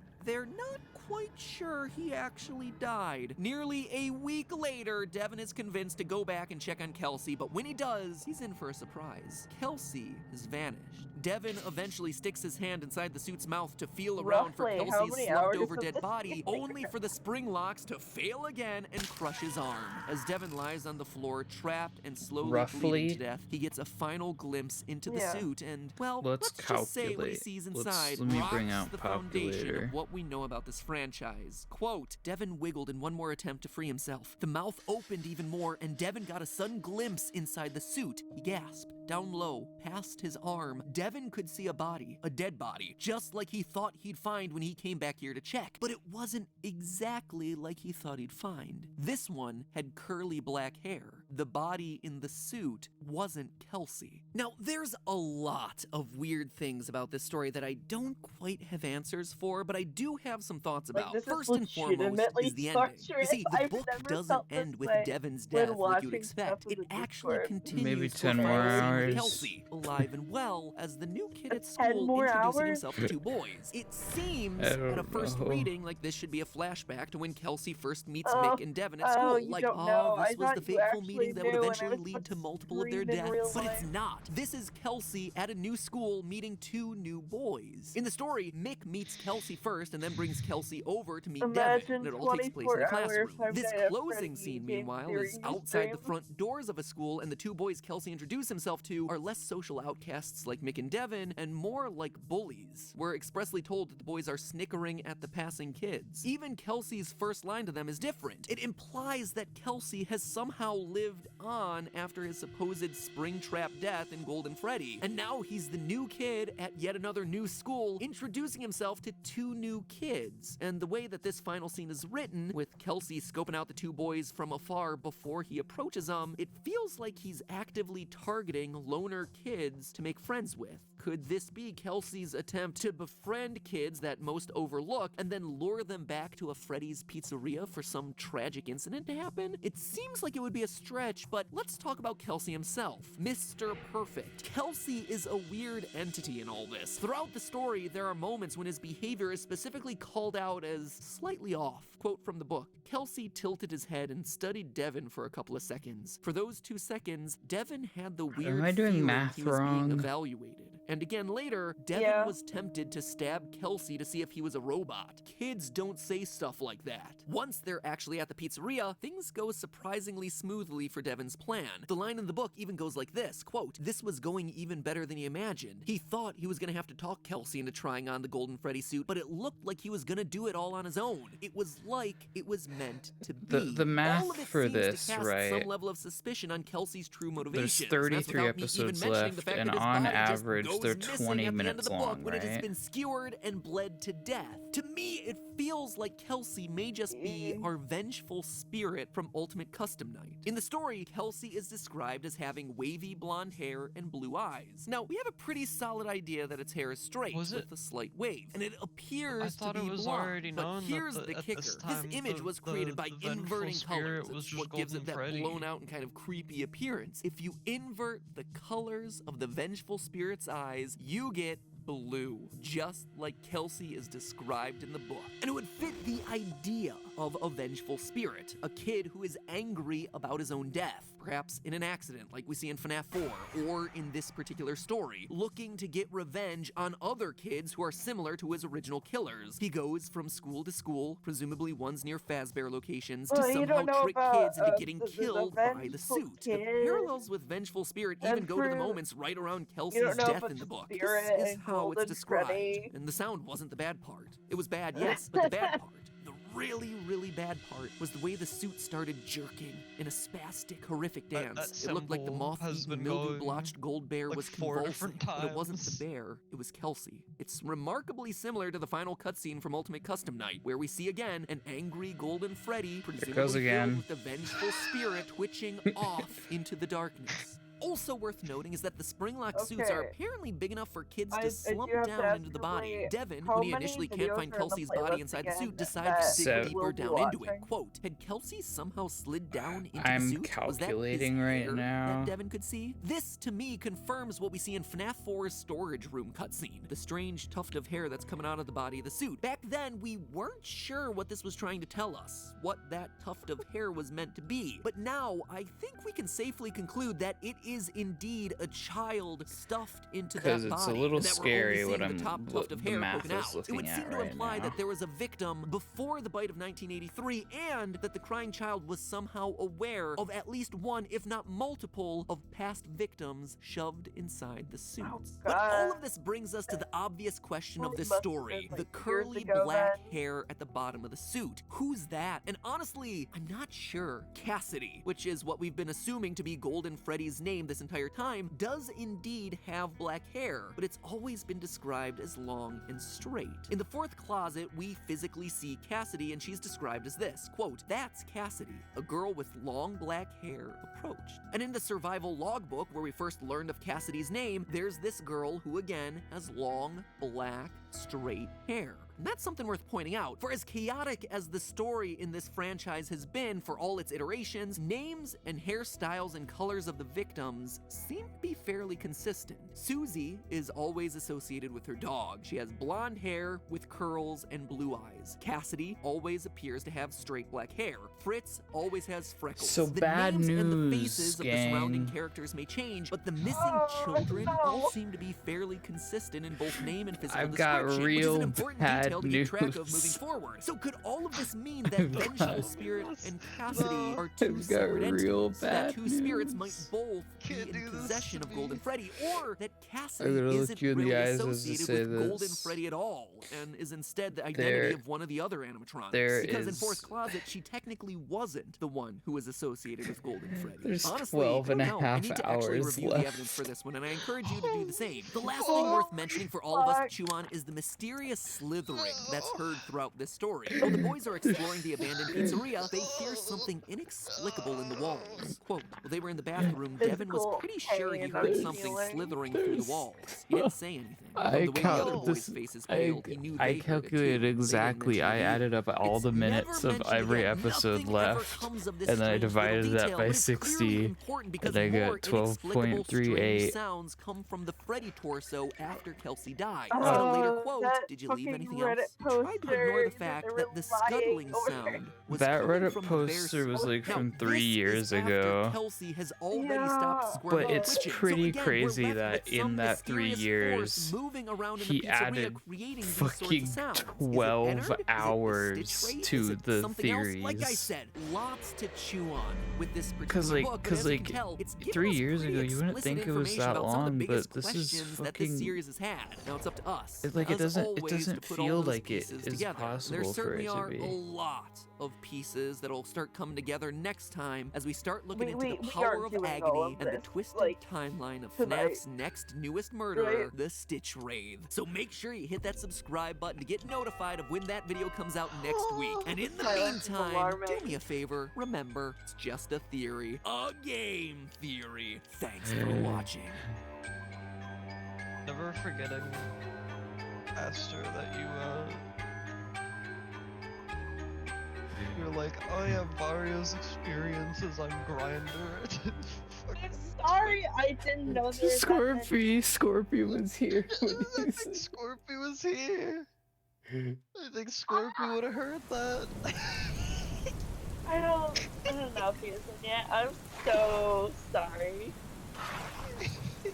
I am genuinely very sorry about that. Will you ever forgive me? It's very funny though. Oh, it's really bad. That you This did is that. very It's funny. alive. It's alive. It's As long as you're okay with it.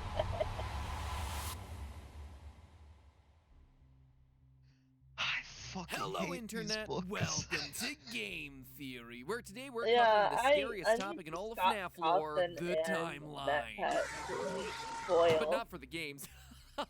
Oh, jeez, no, I hate myself, but not that much. Whew, I'll probably have to do that at some point down the line, but not today. No, what we're covering today is a different timeline. You see, there's a new monster afoot in the FNAF universe, a killer that has horrifically taken the lives of nearly a dozen people. A killer as yet unseen in the games, but one who will, after today's theory, provide us with key insights into how this whole FNAF universe works, the true nature of Remnant, and how ghosts can possess endoskeletons. As I said, he hasn't been in a game yet, but I have a feeling he'll be showing up soon, maybe as soon as the new game's security breach. But in order to know for sure, it's our job to track his movements, to understand what his goals are, and where he's headed to next. You see, last FNAF theory, we did a surface level analysis of 1:35 AM, the latest installment of the Fazbear Fright series, and boy was that one a biggie, with huge revelations about sister location, ultimate custom knight's vengeful spirit, and the real identity, or should I say identities, of Golden Freddy. And looking back, since the Fazbear Frights books became a thing, I've done 5 theories on them, covering the many, many connections that they have to the various facets of FNAF lore, from new strings of murders happening in 1985 to the true identity of Psychic Friend Fredbear. But despite all of this new FNAF talk, there's been one element I've largely been glossing over, the Stitch Wraith. In the event that you haven't picked up any of the installments of the book series yet, let me catch you up. Each new book contains 3 short stories, right? That's the selling feature. It's what's advertised on the back of the box, so to speak. But each one also comes with a bit of a drawing. bonus. In Every reality, time each I book see is that more like drawing. 3 1/5 stories. Circus Each one baby. ends with an epilogue, our little MCU post-credits teaser, giving us a piece of yet another story. The tale of the Stitch Wraith, a story that appears to be spanning out across the ending of each and every book in this new series. And that alone would be pretty darn cool, right? Also, it's a brilliant marketing tactic to keep us buying more just to see the end of this thing. Slow clap, Scott Kaufman. Slow clap. But 3 segments in, and it's becoming clear that the tale of the Stitch Wraith isn't just another horror tale. It's instead a running thread throughout nearly every other shorter story that we've been reading through, which in turn seems to connect it both to the original trilogy of books as well as even the games. So in order to understand what this thing is and where the lore is headed, it's time to go Easter egg hunting for a monster. Wait, are we Now, actually admittedly, my gonna first theory on the watch Fazbear Frights books briefly covered the Stitch Can we get a Wraith, Guinness and, World back then, I Record for assumed he this? was entered.